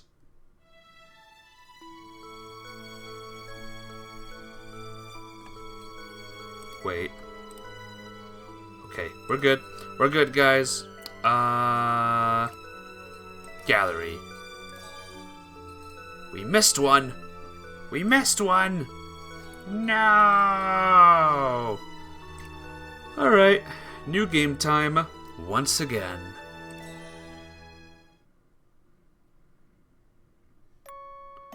It's snowing. Kanon. January. So the thing with you're being haunted by last night's dinner is something you thought of while listening to the Super Ghostbusters, specifically the part of the album where they find that all the food is ghosts. Ghostbusters album. Like a song kind of album? Is it crazy that I've never watched the Ghostbusters movies? Is that bad? Is that bad? Is that a bad thing? Wake up. Show me around town. Carry your bag. Make an excuse. Pry further. Run away. Take it. There's one specific thing I gotta do. Give up. Ask her to do so. You've got a point. You might be right about that. You're awful, Yuichi. She looks at me with a dissatisfied expression. Just think about it. I'm an honest person. You're awful, so awful. It's a comedy album where all of the songs are just the Ghostbusters themes with random fun twists in there. Oh, interesting. There's so many things in the world that are so interesting and strange. There's no way you could know everything about someone in such a short period of time, is there?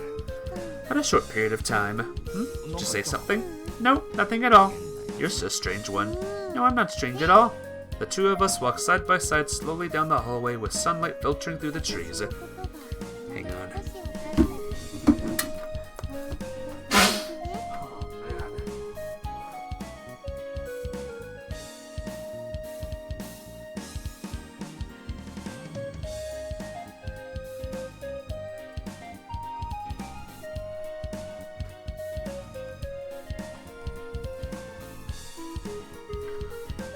Whew. Got some kind of allergies, guys. I'm good again. Shishus. There you are. Glad you're good again. I'll ask you again when you know a little more about me. Is the volume louder? The volume sounds louder to me for some reason. Ah. I did the wheel. Is the music still good, guys? Can you hear the music goodly? My cousin is smiling by my side. Oh, that reminds me. You're thinking of joining a club? No. I don't think it's for me. I'm sorry to hear that. Allergy to what? To her blue hair. To the dye in her blue hair. But is the music still good, Minim? Let me know, alright? She lowers her voice in disappointment, but I guess that's the way it goes. Yuki doesn't go into more depth than that. Skip. Hello. Yeah. Make her hurry up. Make her wrap up. Who'd you come here to meet? Dodge. Start introducing yourself. I'm goofing again, and yes, it's good. Alrighty. Good. Good. You were helpful. Scream. Give it a try. Apologize. Join. Spend time in the days. Go to school. Punisher. Stay the night at school. What did we met the other night, didn't we? Have lunch together. Eat politely. Don't do anything stupid and eat with good manners. While eating the bread, I poke at the side dishes in the lunchbox. Munch. What's wrong? It's so good. The flavor is so good that I can't help but say much. Give me a second, guys. I need to do a thing real quick. Nope, not that thing. This thing. Kanon walk through.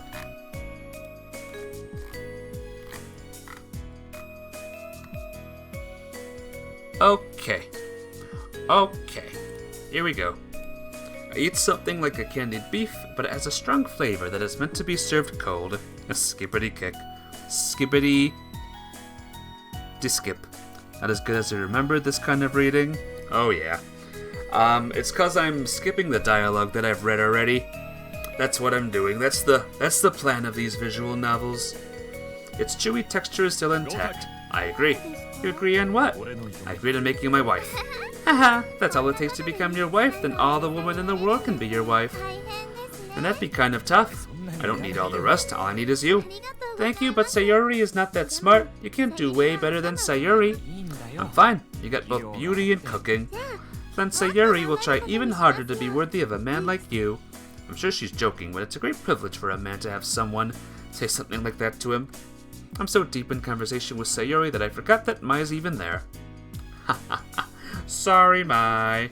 Liar. Darn it, I completely forgot. Yuki sulks in the classroom. You know. I know, you know. Straight home. Snack. Interrogate. Go to school. Wait for my run away.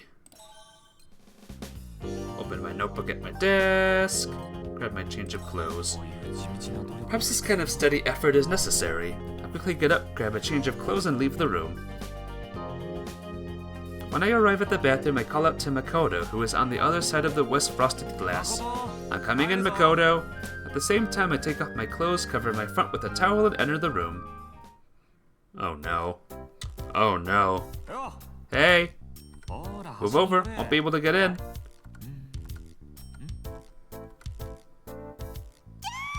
Eek! Splash sploosh! Ah, wait! Soap, shampoo, and a bucket come flying at me. Wouldn't it be just like a comic to get kicked out like this? Maybe embarrassing at first, but once you get used to it, there's nothing more common between people than nakedness.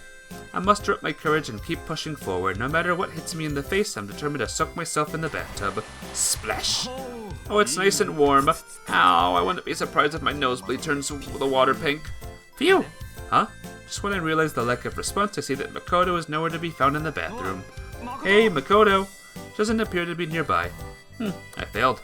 Decided to soak in the water by myself. When I get out of the bath, I am walking while drying my wet hair with a towel. Makoto comes out from right in front of me, her hair also damp. Oh, Makoto, you have nothing to run from. What's wrong? What's with your face? Your face would look like this too if you had to live with someone as crazy as you. Crazy? We're going to live under the same roof, shouldn't we have a little bit of social interaction? No way. Achoo! Is that Makopian? I said no way, but sneezed. Oh, you've already cooled down. I ran all the way to the second floor still wet. That's sure to make me cold. That's a comedy. It's a tragedy. Achoo! Wipe your runny nose with this. That's my hair. Well, it's one thing I could think of. I could find that'll do the trick. Ow! If there's any TV you want to watch it tonight. Perhaps it's just a throwaway line, but she says that as she walks past me and toward the living room. Achoo! The only sound I can hear is that of sneezing from around the corner. But she hasn't had an easy time since coming to this house. When I'm around someone so unhappy, I start to see them as an angel who absorbs even my misfortune. I had to go back to my room before I get cold.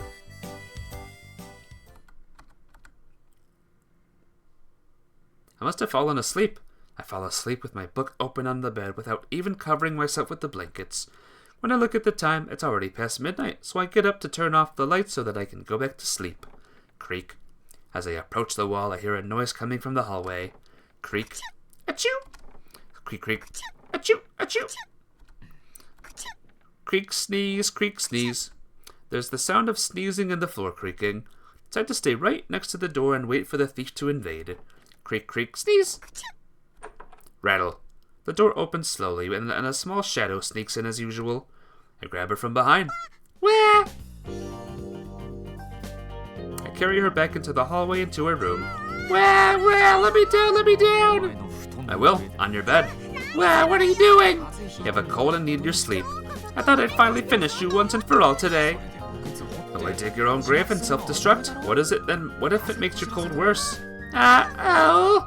While holding Makoto, who is paddling her feet in the air, I push the door of Makoto's room open with my shoulder and go inside. I almost trip over the mess of comics, but when I get to her bed, I let her go. Her small body falls onto the bed. Ow! Don't complain, I carried you here. There's no need for you to wake up again.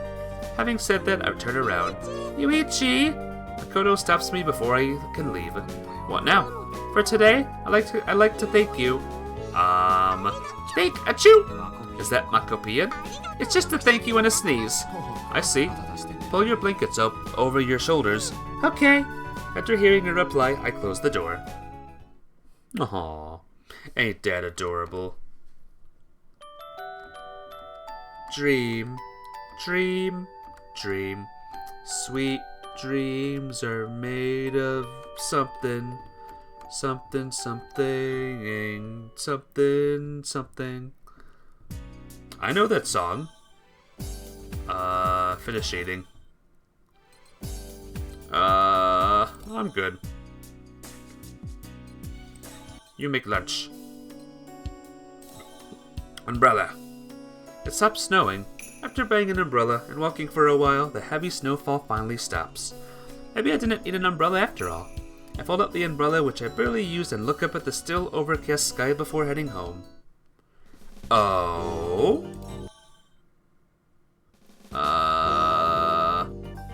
Throw. Let her do as she pleases. Are made of this, who am I to? Oh. I never knew the lyrics to that song. Guess I'll eat it. Go to defense. Go eat something.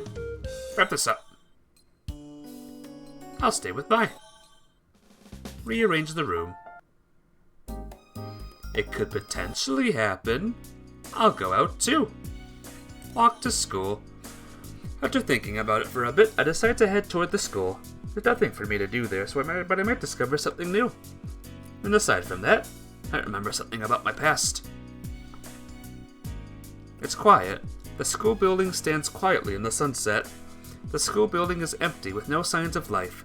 The school building is that I see almost every day seems like a completely different building at different times. Should be going. I need to get hungry and somebody should be home by now.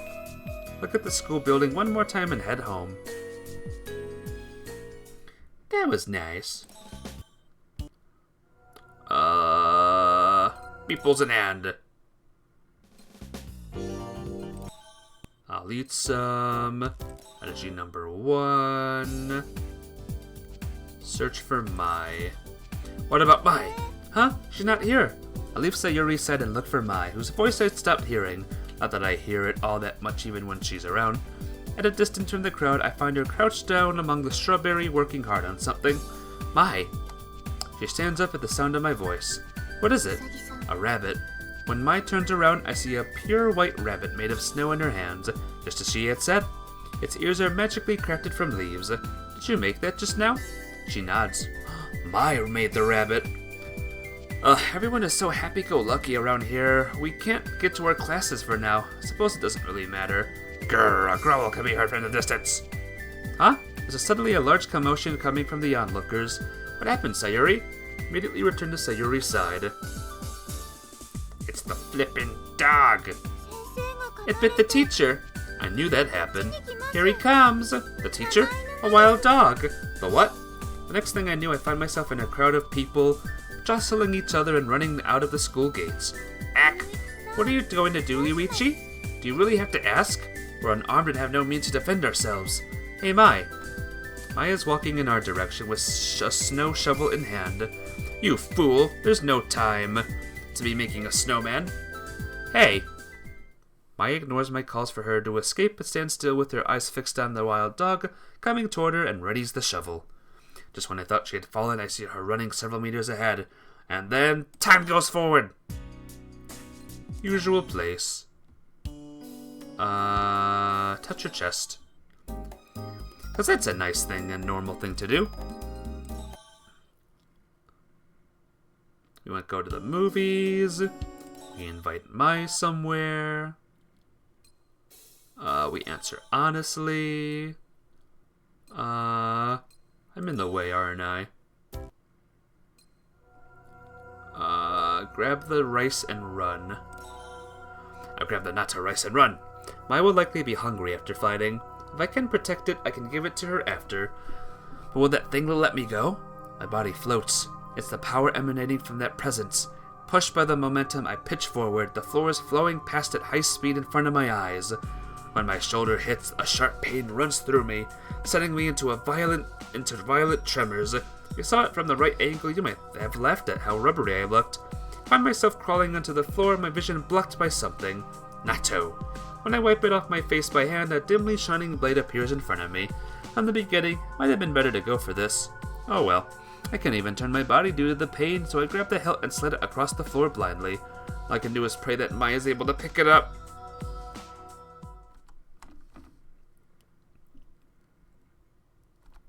When my vision returns, I see Mai right in front of me, staring at my face. Hey, how did it go? I let it get away. I see. Mai stands up and walks in front of me. I'm unable to follow her.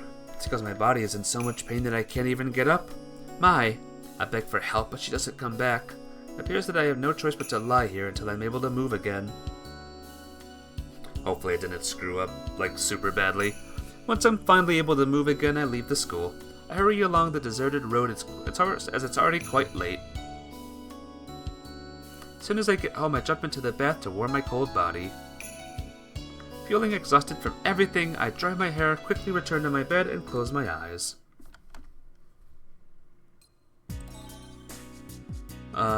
Agree? The ball! Look for Sayuri! I liked her. Collect signatures. Interject. Pinch Mai's cheek. Look for the number of lunchboxes. Look at the number of lunchboxes and finally it occurs to me. Sayuri, did you know about this? Yes? You prepared enough for 2. Sayuri had planned to prepare enough for 2 every day, so she would be ready when Mai was finally allowed back. Nim posts one of my emotes in chat. The high one. Hello! You did? Trying to remember yesterday's lunch, but I can't remember if she actually prepared anything for Mai or not. I guess I'm the only one who has no idea what's going on here. Oh no, don't worry. Sayuri is just as confused as you are. As am I. Is that right? Well, as long as we're on the same page. I seriously wonder what's going on here. Was I a fool for fretting over all this and running around like a chicken with its head cut off? Was I a fool? A gosh darn fool. That you like me plain and simple. So what day?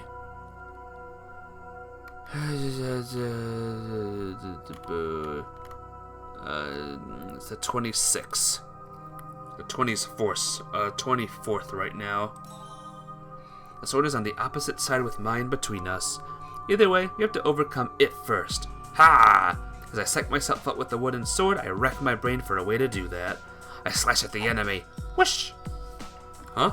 The enemy is gone, but it turns out I was just swinging around in the air repeatedly for nothing. Losing my balance, I lurch forward and teeter a bit. Jump! Mai's voice. It's coming from behind me. I jump or fall forward, not sure which, and lay flat on the ground. Whoosh! I tremble involuntarily at hearing those sharp sounds so close to my ears. After that, I hear the sound of rapid footsteps. Looking up, I see Mai scooping up her fallen sword with one hand. Immediately, she does a backflip and slashes diagonally toward the ceiling. Clash! They are sliced apart. Its aura disappears. Mai slowly lowers her sword. Fast forward! Boom. Go right. Sayuri is as courteous as always. I'm gonna save a thing right here, by the way. There we go. She's always so polite when talking to me, even though we already know each other well enough, and more importantly, she's my senior in school. And it's not as if she's always talks like that. To me, she's more casual and laid back.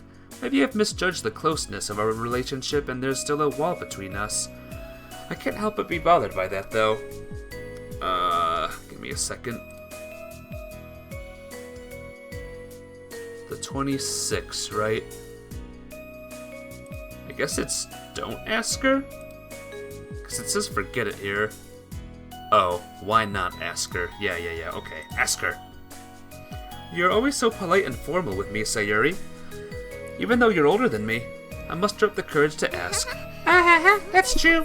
Sayuri has never tried being more casual with men before. Except for one. She lowers her eyes. What? You mean Sayuri's younger brother, Kazuya? Her answers throws me off kilter. Haha, of course, I almost thought it was an ex-lover or something. But he is no longer with us. So there is no man in this world Sayuri can be casual around anymore. No longer with? He passed away when Sayuri was in elementary school. Uh-oh.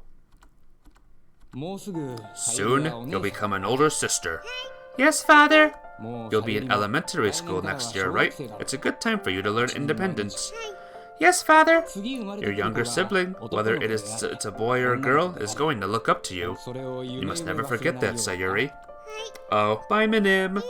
I'll see you later. Have a good one, alright? Yes, I will be a good older sister. I will be a good older sister. That's what that emote was. Whoops. My bad.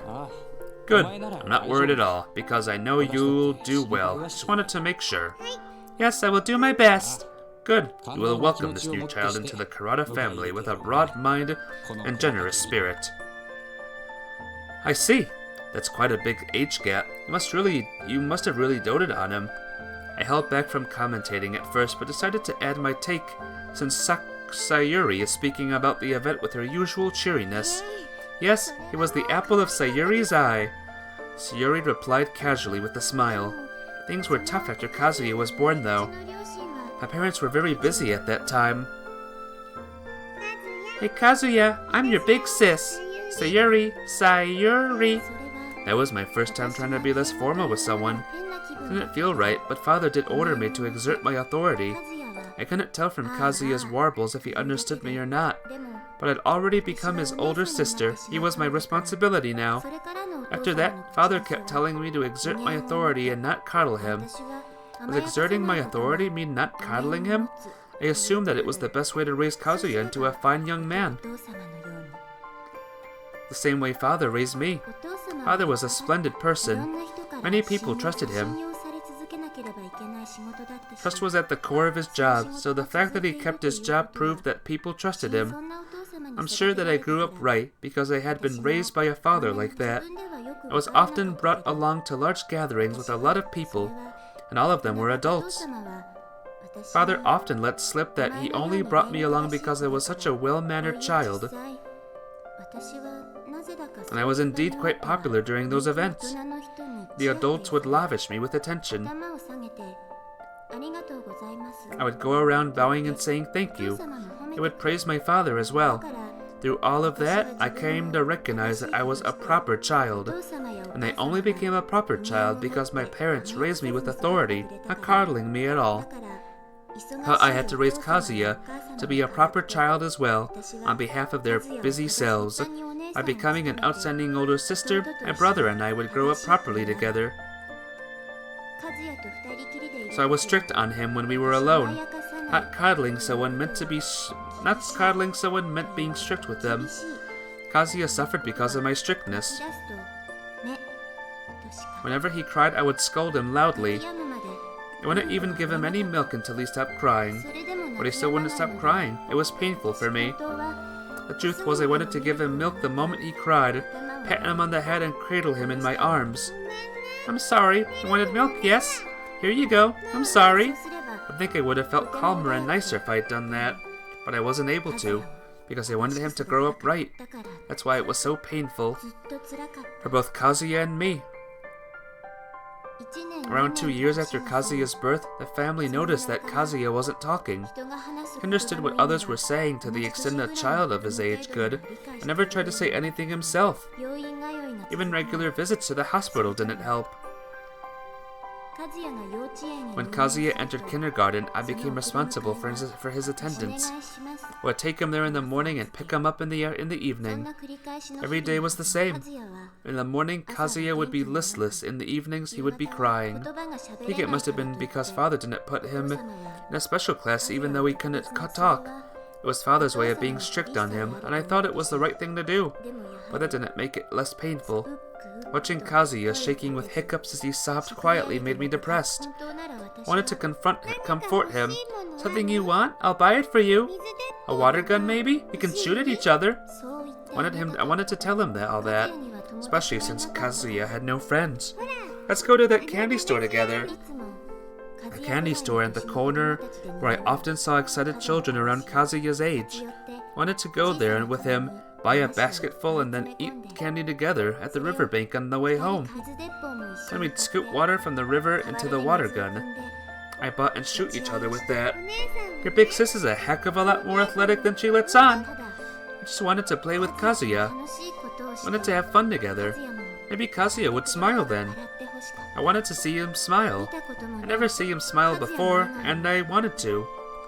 But all I could do was pull Kazuya's hand and pass by the riverbank without a second look. What a terrible sister I was. Will this child appreciate what I did for him one day, like how I appreciate what my parents have done for me? Kazuya started showing signs of illness. He would skip school frequently, as if he had a phobia of it, or simply wanted to avoid having me take him there. He had always been sickly, so I thought he would get better soon, just like before. But that never happened. Instead, he was hospitalized. He'd looked so weak and miserable in the hospital bed. Gasping for breath and looking weaker than he already was, it looked like he was tired of living. Father, I have a request. And that's why I said it. A request, Sayuri. May I please pet Kazuya on the head and tell him well done after he recovers from this illness? And may I please buy him plenty of candy? Will you allow us to eat some candy together? Yes, of course.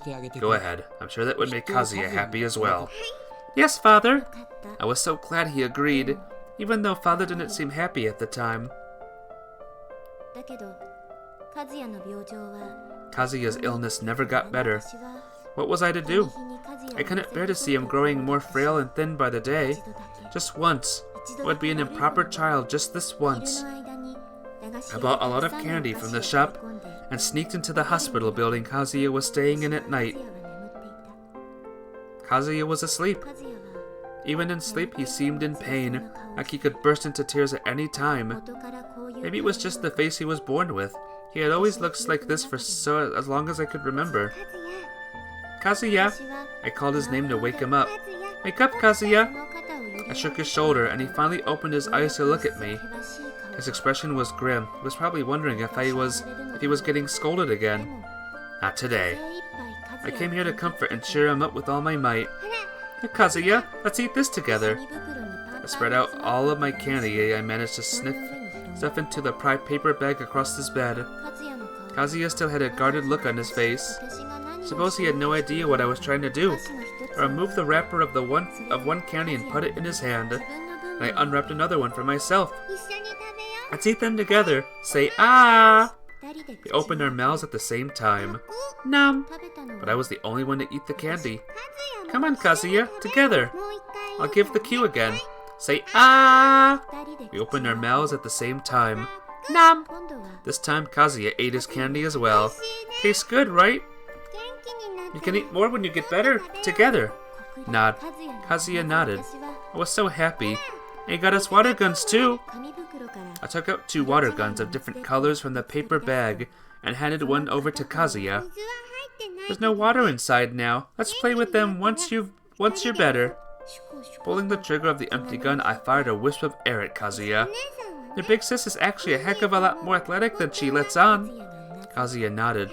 I actually know lots of ways to have fun. Kazuya nodded. And I actually really love you, Kazuya. Kazuya nodded. I lowered my eyes. Kazuya was firing his water gun at my lowered face. When I looked up, there he was, with a happy, innocent smile on his face. A muffled voice like that of a strangled groan escaped his throat. This is fun. That was the first time Kazuya and I ever played together as brother and sister, and it would be the last. Aww. Kazuya must have been happy to be blessed with an older sister like you, Sayuri. You were always with him. You did well. I wonder, was Kazuya truly happy? What are you trying to say? Did Sayuri really become a good older sister to him? I understand how you must feel, but there's no need to take such a dim view of yourself. No, you don't. I already knew the answer. What I thought was correct turned out to be wrong, and I saw the result of my mistakes. I should have tried to make Kazuya smile. He would have been happy if we'd been laughing together. We should have played more. Should have eaten so much candy that our teeth rotted, playing with water guns until we caught epic colds. Should have lived like that with Kazuya from the start. Sayuri, take care of the house while we're gone again. Yes, father. I'm sorry for always leaving you alone. Please don't be. Sayuri will be fine by yourself. Stop referring to yourself by your name like that. Oh, yes, father. I'm off now. Yes, father. From then on, I would refer to myself by my name. Not because I cared so much about myself. On the contrary, it was because I could now only see myself from a detached point of view. Even when feeling alone, my other self would tell Sayuri that she'd be fine. She made Kazuya suffer so much after all. My other self that floated in midair above me. And Sayuri has never been anything but formal to men ever after that. That special behavior has persisted until today. I don't know what to say. I'm rather unnerved by the sudden influx of knowledge about Sayuri's painful past. Wait, where's Mai? Sayuri looked around for Mai. Mai, there you are. I can see black hair swaying behind a tree. Mai is hiding there. Why are you hiding, Mai? She runs over to Mai and drags her back out in the open by her hand. Because you're telling a sad story. Mai looks like she's on the verge of tears. Oh, sorry about that. Sayuri won't talk about it anymore, okay? In other words, asking Sayuri to stop being so formal with me is the same as forcing her to face her painful past. I can't believe I had the nerve to even suggest such a thing without being aware of the burden she bore. That night at the school building, never would have thought Sayuri had suffered so much before in the past. While we were waiting for the monster to show up, I start talking about this morning. Did you know about it? I'd heard about it before. I see. I hate sad stories. Nobody likes them. But she still managed to overcome it. She's amazing. Hang on. Okay. Yuichi? Yeah? Help Sayuri. Help her? What do you mean? Get her to stop being so formal with you as well. Me? Yes. I think we should just leave her be. I don't particularly mind one way or the other. Don't you like Sayuri? I do. That's why I don't want to reopen old wounds. You help her.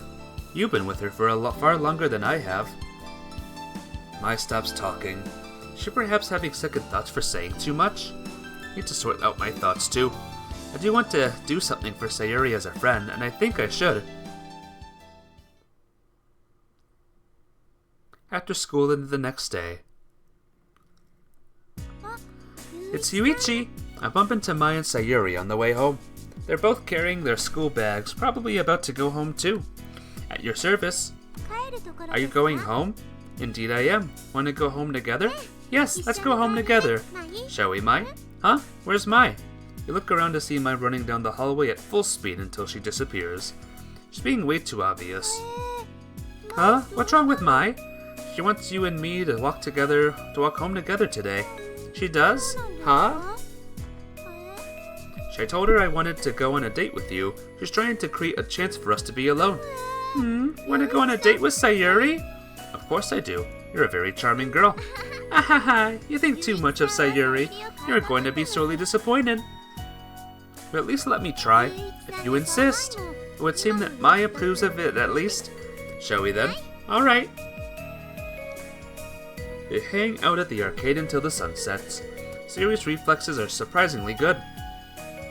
Even when she loses a few times at the game she's never played before, Sayuri's gotten the knack of it, and she proceeds to plow through the game like a seasoned veteran. She's beat not just me, but the arcade's regulars at fighting games as well. When her opponent leans over the cabinet to see who they're lost to, they always become surprised. They certainly weren't expecting a prim and proper lady who looks so out of place. People start gathering around her. They start cheering loudly for her long before long. In the end, a fan club of sorts is formed. Milady, we'll be waiting for you here tomorrow. Haha, Sayuri does not think she will be here tomorrow.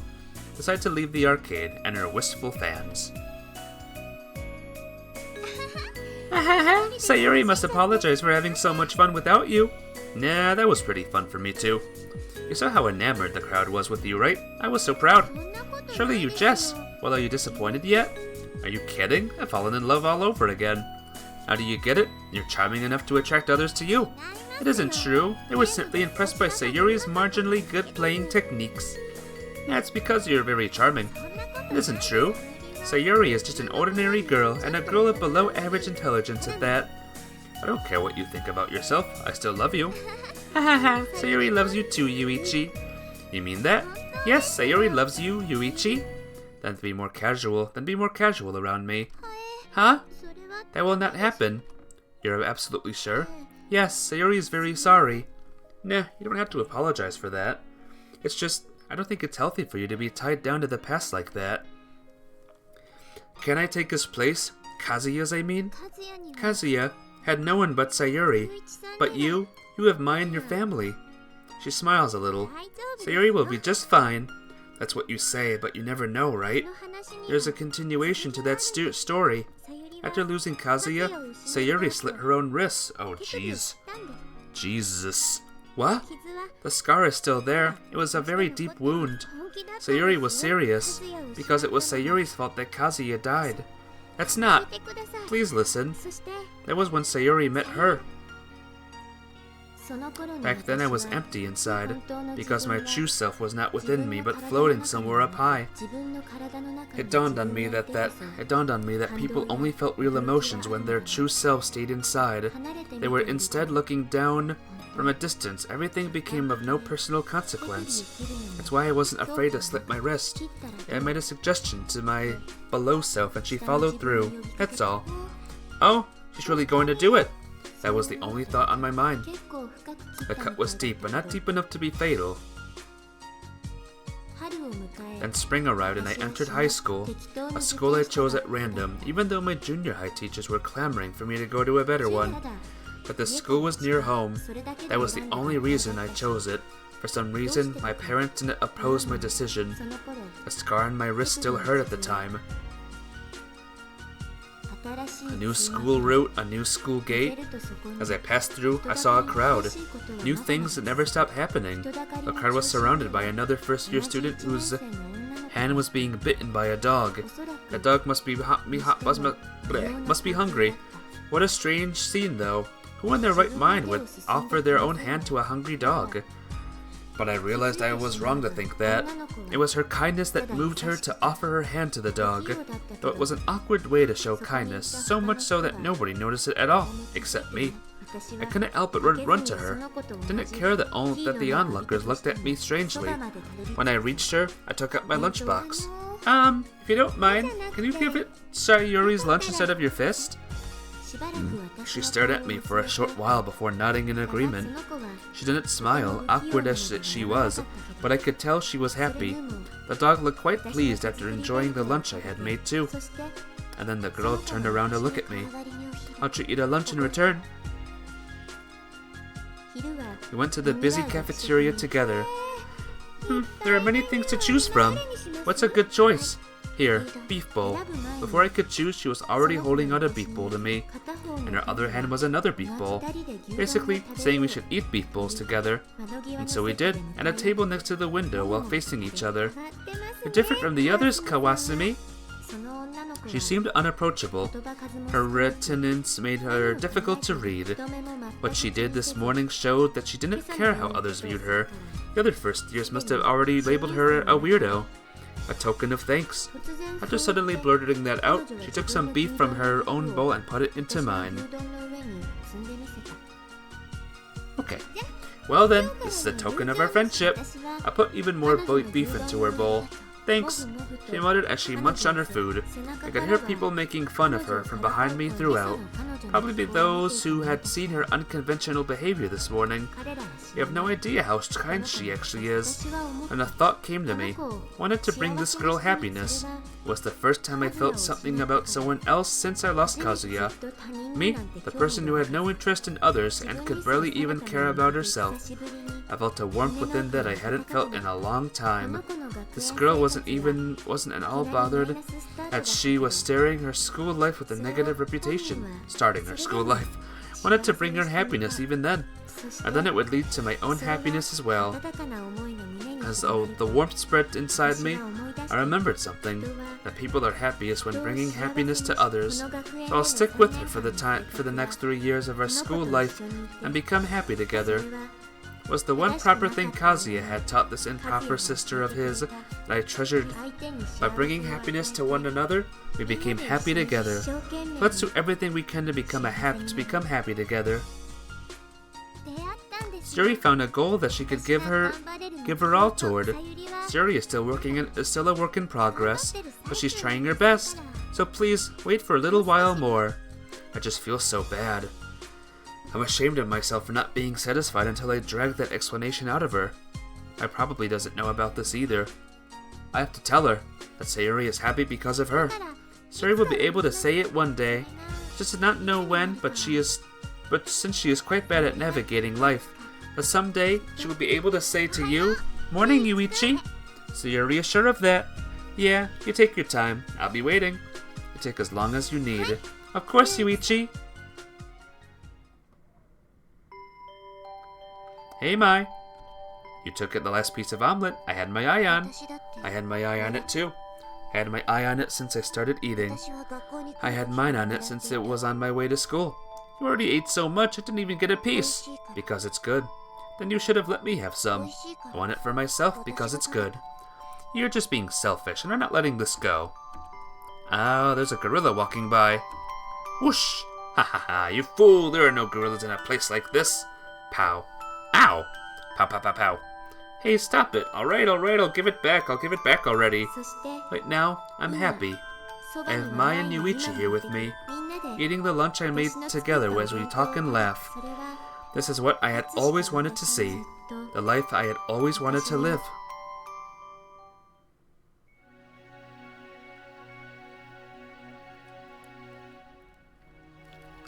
Your big sis is a heck of a lot more athletic than she lets on. So it was true? Oh, yeah.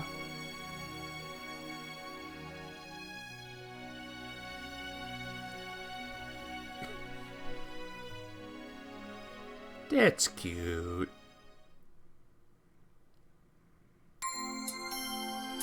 And that's the end of that. There we go. Now there's 2 more left. 2 more stories left, guys. Hopefully everyone on YouTube is enjoying this. I don't think anyone is here in Twitch right now. Oh.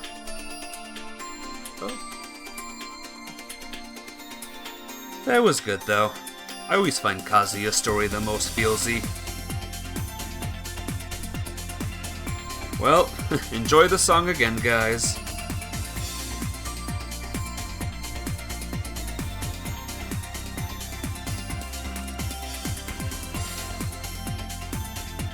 Oh, man. Man, oh, man. Good stuff, though.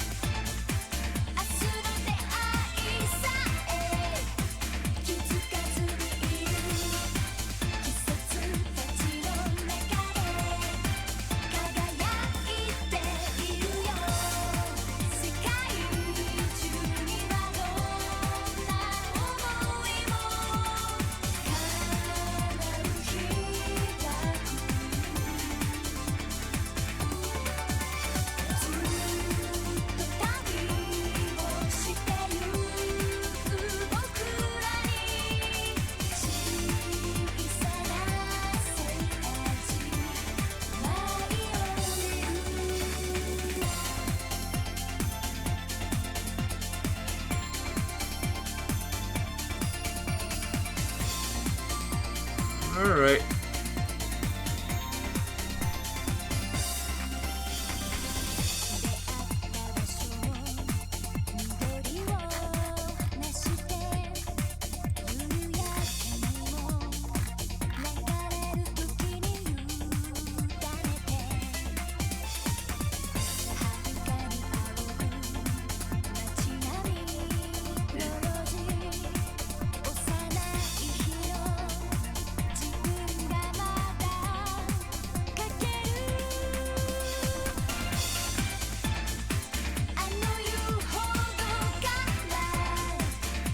Can't skip it, guys. Can't skip the credits.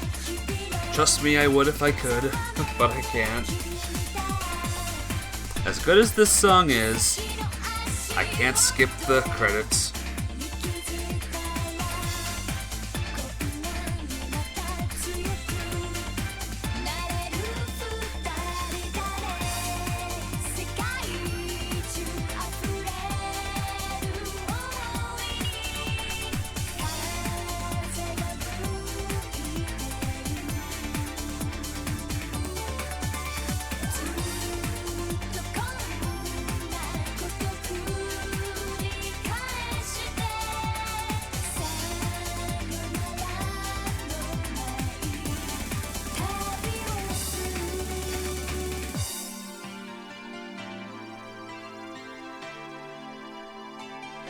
I want to try something on Mai's route when this is done, by the way. So, just bear with me, folks.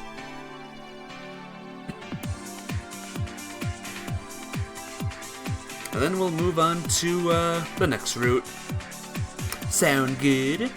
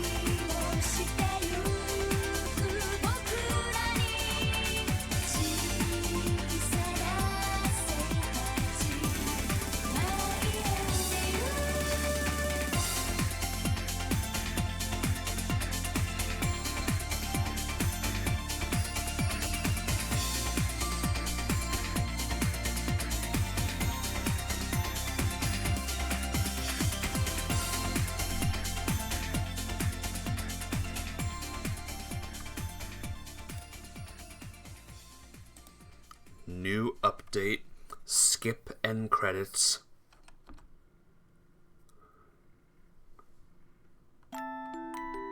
New update. Skip key thing.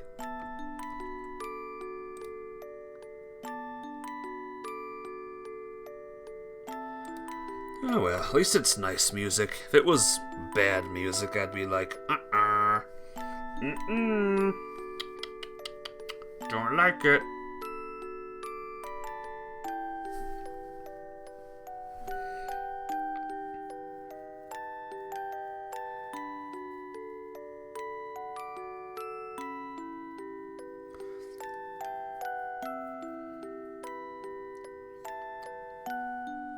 Shockingly, I like that story better than the Nayuki story. Well, on to the next. Complete Sayuri scenario. Yay! Let's see what the pictures look like now. Gallery.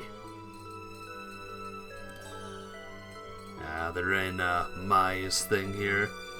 100%. We're still missing one thing here, apparently. Huh. Strange. It says everything is shown here, but maybe we're missing something else. Weird. We're missing a lot from her, obviously. And we're missing one picture from her. Well, we'll find it. Alright, let's do all of the wrong options for this. I'm gonna not ask her. Shouldn't ask, it's been a month, I'd give it more time. Serious about not joining is a skip. She goes forward and swings her sword down at something. Swoosh! She fails to make contact. Was forceful swing, she loses her balance. What are you doing? Why? Swings her sword backwards just as she paddles out of nowhere with her body falling forward. Raises her feet, turns around, suddenly dodges the enemy's attack. Then she uses her sword and she does a thing. Alright, let's see. Remember, we're doing all of the wrong options this time. Just to see if there's a bad ending. Alright, give me a second. Try to work it out. What? Trying to work it out. The value of evasion. Compassionate. I get it. Strategies come up with to teach me the importance of compassion. I'll be completely wrong, but that has to be it. Catch a glint of light reflecting off something out of the corner of my eye. Put what I learned into practice. Be compassionate to the enemy. Open my arms to embrace whatever it is that's flying toward me. Kathun. I'm dead. When I next come to, I'm lying on the ground spread eagle. That's the position I find myself in after opening my eyes from a heavy blow to the head. You're an idiot. Mai's face pops up like in an empty space I'm staring at. I don't want to be called an idiot by the person who threw a fire extinguisher at me. Didn't mean you had to catch it face first. Okay, that wasn't my intention. I was just trying to embrace it. Idiot. Thinking about it now, I feel like I was indeed an idiot. It was too sudden. My mind couldn't catch up fast enough. You shouldn't do battle anymore. After all this time, why not? You're not going to get away with just a bump on the head in actual combat. I know that, but I still want to fight. Press on my throbbing head and stand up. You still don't get it. Not when you're talking in riddles like that. I'll have to beat it into you then. Look in Mai's eyes changes. Stab. She hits the ground with something in her hand. It's a bamboo sword. Actual combat practice after the extinguisher episode, huh? Come on then, and don't go easy on me.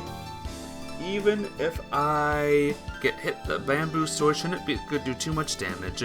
Mine is a wooden sword, so I have to hold back from landing my hits. We prepare our weapons and change positions slightly while waiting to see how the other will attack. Ah, Mai, there you are! Let's see. Ask Mai first. Let her join. Of course, join us. Pow. Don't decide by yourself. Mai pokes me from behind with her bamboo sword. It's surprisingly painful. We're not playing. Mai turns to look at Sayuri. Yes, we're not doing this for fun. Alright. Oh yeah. Bush Saito. Do you know where Bush Saito is? Wait, who's that? Oh, Bush Saito? They exist? I remember someone had that nickname when I was in elementary school. No, please, you don't have to try to remember. Okay. Who was that poor child given a nickname like that? Maybe they picked up an empty soda can. Do you know where Karada is? I asked again after recalling her actual surname. We're making the wrong decisions. I love it. I've just had a silly idea. Nope, no silly ideas today. We're not doing this for fun, I should keep still. Focusing my distracted thoughts, I stand up and straight as I can. Gurgle. Let's see. Ask Mai first. Go check things out. So that was the wrong decision I made back then. Jump in front of her, keep shouting for her to stop. Take her. What is this guide? Stop this, Mai! Clang, clang. It's me, Yuichi, listen to me. Clang, clang. Mai! Grab one hand of hers while she pauses. What can you accomplish by destroying everything? You'll lose everything, that's all. Is that what you want? To lose all those things Sayuri, you and I have created together? Answer me, Mai! Doesn't say anything in reply. Shoots another window, breaking it. Mai! She drifts away with her head hung low. I follow her. From behind I start hearing people hurling accusations at her. Squelch, squelch. I keep stirring the contents of her favorite beef bowl. Must be cold by now since I brought it over from the cafeteria. Appetite? Her focus is not on the beef bowl but in front of her, but another place far, far away. Or that regretful scene keeps playing in front of her is. I'm trying my hard to deal with my feelings too. Going to visit Sayuri, she whispers. Yeah, let's go. After you finish eating that beef bowl, I'm going to bring the anteater plushie. After you finish eating, we can go together. I'm going with the anteater. Are you okay? Stop short of vocalizing my concern. You know how much support Sayuri has given my all this time. Nobody can replace her, especially not someone like me. Much as I hate to admit it, I can do nothing to bring Mai out of her stupor. I can't cheer her up. Goodbye. She stands up after saying that. She walks away, leaving a well-stirred but uneaten beef bowl behind. Goodbye. It almost sounds like she's saying goodbye to our relationship, but I'm just imagining things. I'll see her again, and if I come to the school at night, we'll face those things together again. But wasn't able to do anything in our most painful moment. I can't help but be unsure about whether she really needs me. I just hope that this is an unfounded fear as well.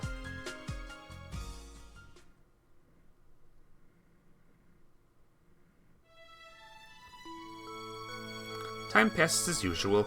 Daily life is just daily life. One day ends in calmness and a new day begins. Little by little, the town changes its appearance ever so slightly. As winter shifts into spring, slowly but surely the season of melting snow creeps closer and closer. It's morning! Time to eat breakfast and go to school! Morning! I'm awakened by the same voice as always and realize I'm in my room. Scenery outside the window of this room was once so unfamiliar has now become ordinary. Never would have imagined this a few months ago. New life sprouts in this snowy town. These simple scenes of daily life will eventually become buried in memories one day as well. A few months later, a few years later, even a few decades later, waiting for the moment when they can come back to life. The weather is nice again today, huh? My cousin smiles softly while looking up at the dazzling sky. I mumble something to ambiguous in reply and look up at the sky as well. The wide open sky dotted with white clouds. Whisper that it could look like a photograph. My breath is white.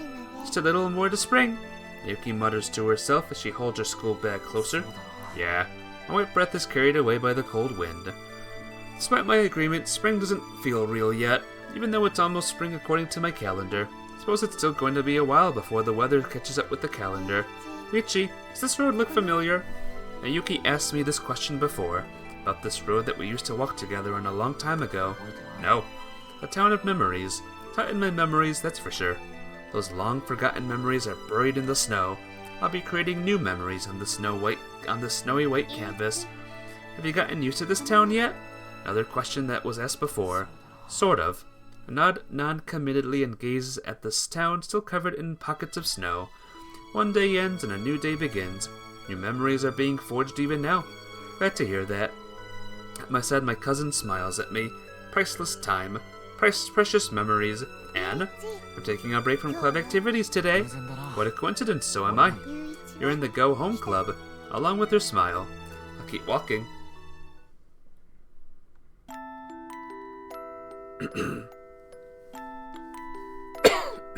Excuse me. It's snowing. Filling up my memories with pure white crystals. The town I haven't seen for years is covered in white mist. The snow continues to fall. And then I meet her. Who does I meet?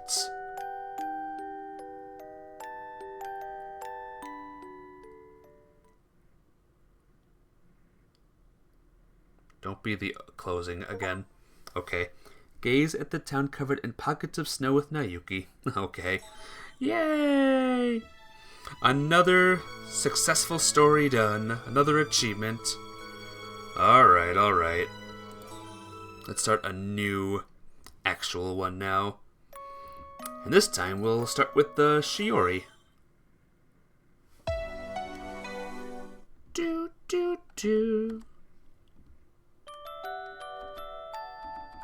dream, I'm dreaming a dream, a dream, a dream, a dream, a dream, a dream, a dream. Dream!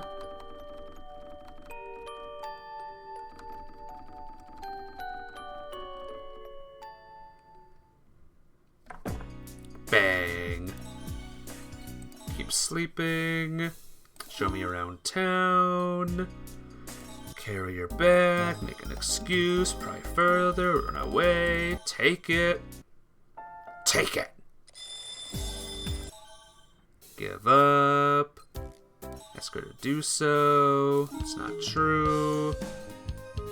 Nah. There's Shiori. Yeah.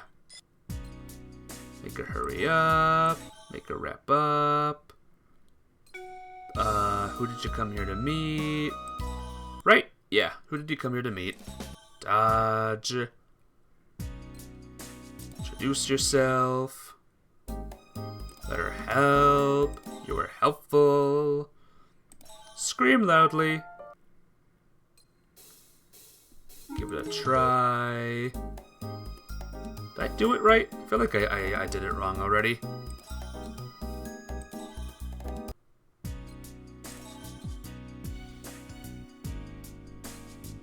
Take a bath. Punish. Don't sleep. Stop at the shopping district, straight home. I feel like I botched it a little bit. Open notebook, stay in bed. Finish eating first. Don't want to help out. Refuse. It's very kind of you, but I'm going to go with no. A wise decision. Kari nods like she understands. Kari, are you insinuating something terrible? Why would I possibly do that? That was very suspicious. Eventually, at the sound of the bell, we noisily go back to our seats. I hear the sound of the door opening and the afternoon skip. Go home. Throw them in the hallway. Go. I'll lead it. Wait till we get home. Rearrange. Could happen. I'll relax here. Put them back in the fridge. Energy number 2. Go home. Alright, so this is the wrong option. I did it wrong, guys. Title. I can do this, everyone. I can do this.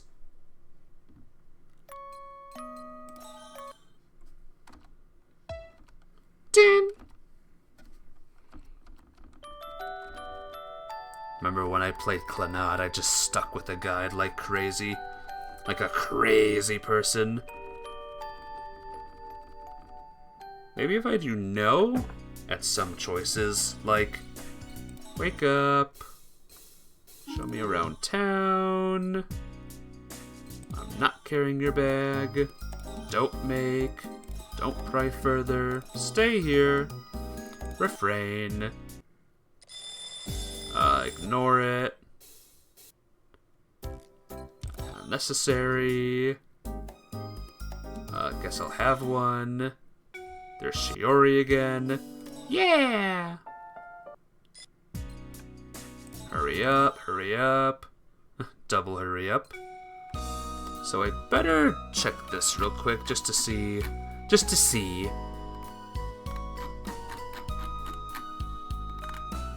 let's see. Who did you come to see? Dodge. Introduce yourself. Refrain. Thanks, but I think I'll pass. I see. Sorry to hear it. Thought I could be of use to you, but maybe not. She looks down with a troubled smile on her face. We can meet again, right? Yeah, well, I don't think I could avoid that if I tried. Great, I'm glad. I'll see you later then. Yeah, see you. She ran off as energetically as when she arrived. Oh, surely is a ball of energy, isn't she? I silently nod to Akiko as she mutters softly. When I get home, there's only one thing to do. I have to deal with the cardboard boxes stacked at the entrance. Well, I'll get to the worst part out of the way quickly. Sigh as I look up at the large amount of cardboard and pick up the nearest item. It's heavy.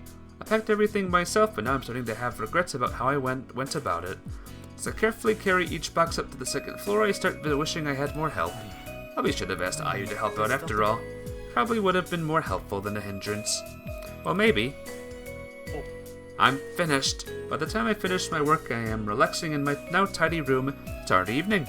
In the end, working on my room cost me most of my day off. I did a lot of heavy lifting today. Worry about whether or not I'll be able to lift my arms tomorrow. Well... Scream loud. Give it a try. Crap. I feel like I messed up again.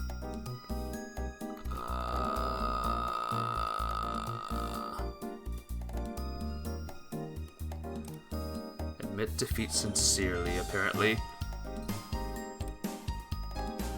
Just encourage. Give me a second, guys. I know. Spend time in a daze. Take a bath. Punish. Don't sleep. Don't sleep.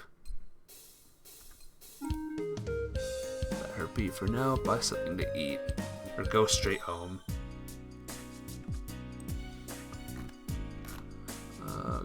Show self-control. This guide is not good, guys. The thing here says show self-control. That's none of the options.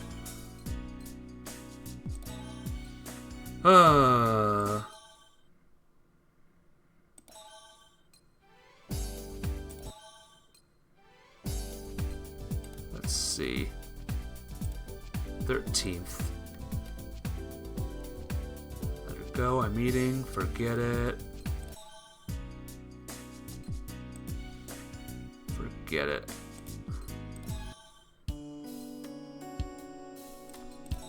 I feel like I messed up again. After thinking... Oh, come on, skip.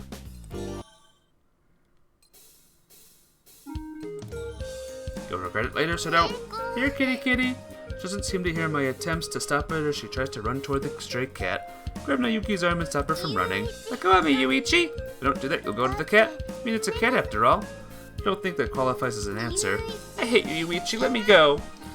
Fortunately, there's no passerby in the area, but I wonder what they would think if they saw this scene. Me tugging on a crying girl's arm. This too is fate given. Give it a rest. Here, kitty kitty. Yuki is allergic to cats. If she gets too close, her eyes will start watering uncontrollably, and will be in a world of trouble. Who even knows if the rumors would spread if I were to show up to school with Nayuki looking like she'd been crying? Normally a girl her age would know better. Here, kitty kitty. Here, kitty kitty. But she seems to be completely clueless. First, Nayuki tries hard to break free from me, but she's no match for my strength and eventually gives up. Really hate you, Yuichi. Really think that it was the wise decision on my part. Meow. Stray cat yawns one last time and strides off as if nothing had happened. Well, nothing did happen. Kitty. She looks back with regret. Almost a moving scene in a sense. Meow. Animals don't really care what humans think. Come on, need to get going, Nayuki. Kitty. Calls out to it one last time and then follows me after. Skip. No time. Wait till we get home. Rearrange. Could happen. Shopping district.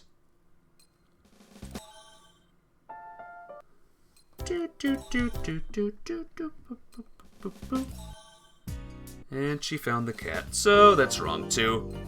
This is the hardest one to get, guys. Sayori's thing. Or not Sayori, Shiori. Alright. I have an idea. Yo, check this out, guys. I have an idea. Well, the idea is actually gonna be looking at a guide. Yep.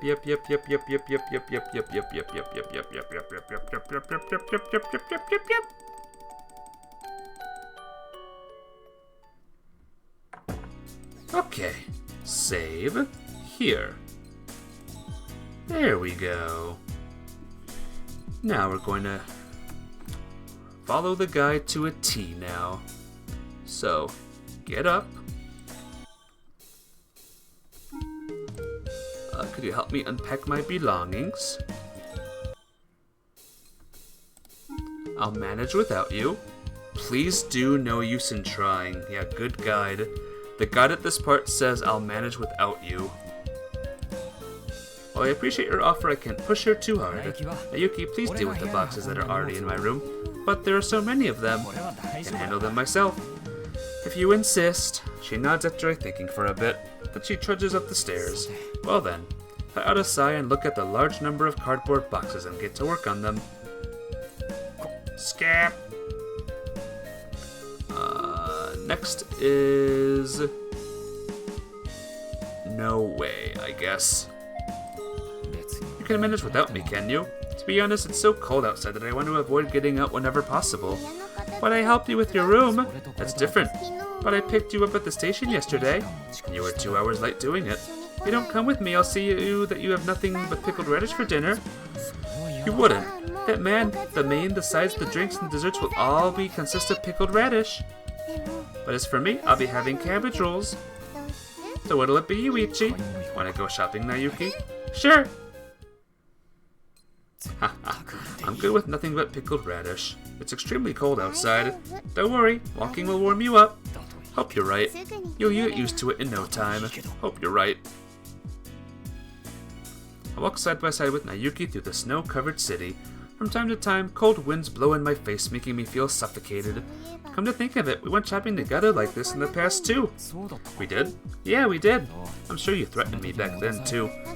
I'm not like that. You're not. I'm not mean like you. She lets out an amused breath of joy. A white town, and right next to me my female cousin smiling happily. Skip! Alright, let's see. Don't take it, apparently. Make excuses.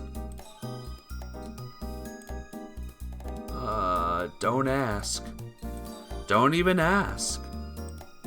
Stay here and refrain. Oh, we're gonna get it this time, guys.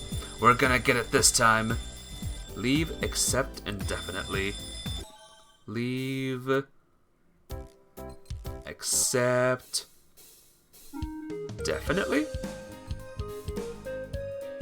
No way, no how, be firm and no thanks. No.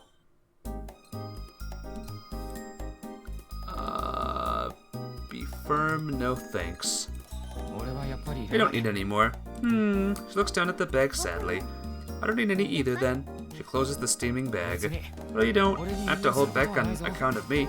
Nah, I don't think they'd taste good if I ate them alone. Is it really a thing? It's just what my gut is telling me. Ayu smiles slightly with a somewhat lonely expression on her face. What should we get back to before the sun sets?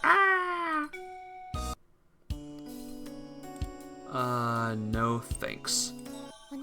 Sorry, Ayu. Must be hungry, Yuichi. Feel like I could fall over. I made lots of stew tonight, so feel free to eat your fill. I can't even eat it uncooked at this point. Uncooked is bad for your stomach, you know. I'd even eat the plate. That's even worse. That's just how hungry I am. Eat a whole lot of stew then. I'll do just that. Yay. Alright. Oops. Hurry her up. Make her stop. Hurry up. Hurry up. Who did you come near to meet? And this one is Dodge. New day. Ascertain whether she lost her memory. And then fright of her life is next. Got her. This one is give up. Give up and I'll go on ahead. Give up. Here we go. I'll go on ahead. There she is again. Ask her what she came here for. Why are you here?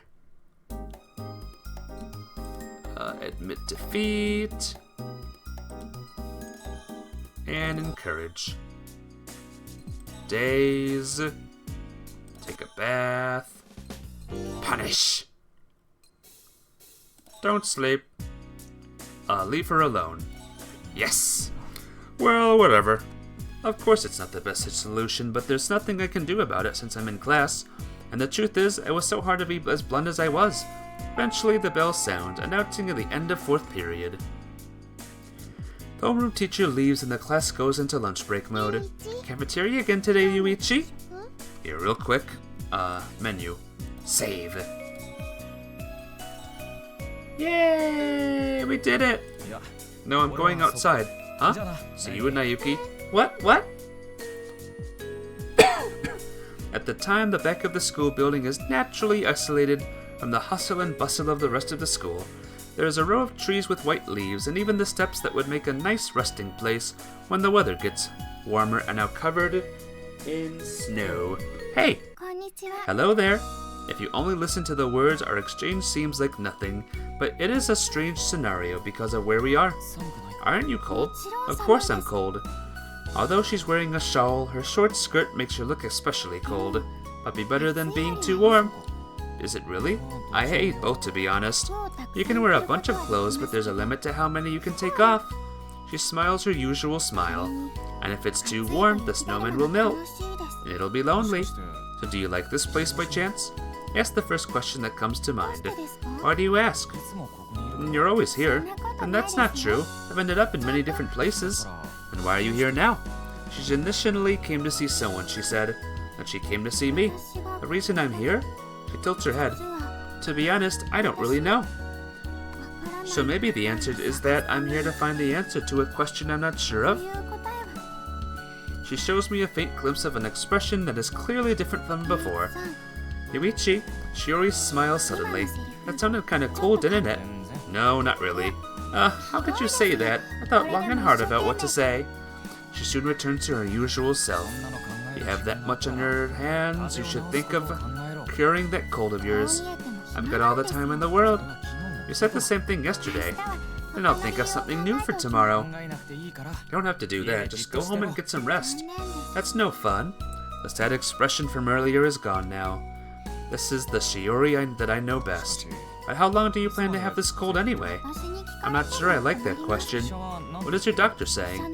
He says I'm a troublesome patient who ignores his advice. That's not the answer I'm looking for. I'm kidding. She smiles, but I hear a rumbling from her stomach. I'm hungry. She shyly presses on her stomach. I haven't eaten yet myself. You're in trouble then. There's nothing but snow here. If I eat the snow, I'm bound to get an upset stomach. It does look delicious though. It does? Looks like shaved ice, so you might be able to eat it if you put some syrup on it. I don't have any syrup, and I guess that idea is out. She holds her stomach and smiles slightly. Her stomach growls again. I'm gonna buy. Okay, I'm going to go buy you something. Was that right? I better check. Yeah. I'm gonna buy you something. From the cafeteria? Yeah. The school cafeteria sells everything from sandwiches to curry bread. I'll buy you whatever you want. You will? For real? It just has to be something I can bring here. Okay. She takes a breath and whispers, I want ice cream. Huh? I want some ice cream. By ice cream, you mean the cold kind? Is there such a thing as a warm ice cream? Well, so I'd like some cold ice cream then. Shiori, yes? Why do you want to eat ice cream this time of year? Because I love it. You don't like ice cream? I wouldn't say that, but I really don't think this is the time of year for it. So you seriously want ice cream? Yes.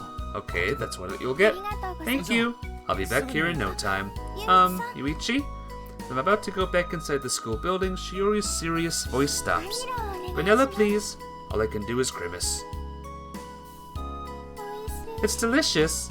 Shiori slides the wooden spoon into her mouth and closes her eyes happily. I'm sure it is, but I was hoping that it wouldn't be sold because of the time of year, but my wish was not fulfilled. While sighing at the insane school culture of selling ice cream in the winter, I put the tuna sandwich in my mouth. You're not going to have any ice cream, Yuichi? I think with this I'm gonna stop it right here, guys. Next time I play this, we'll continue Shiori's route. And then after that, we'll do the final route. The big finale of the game. Yeah, it's gonna be good. But take care, guys, those that are here. If anyone's here, be well, and I'll see you tonight for some more Fire Emblem. Bye-bye!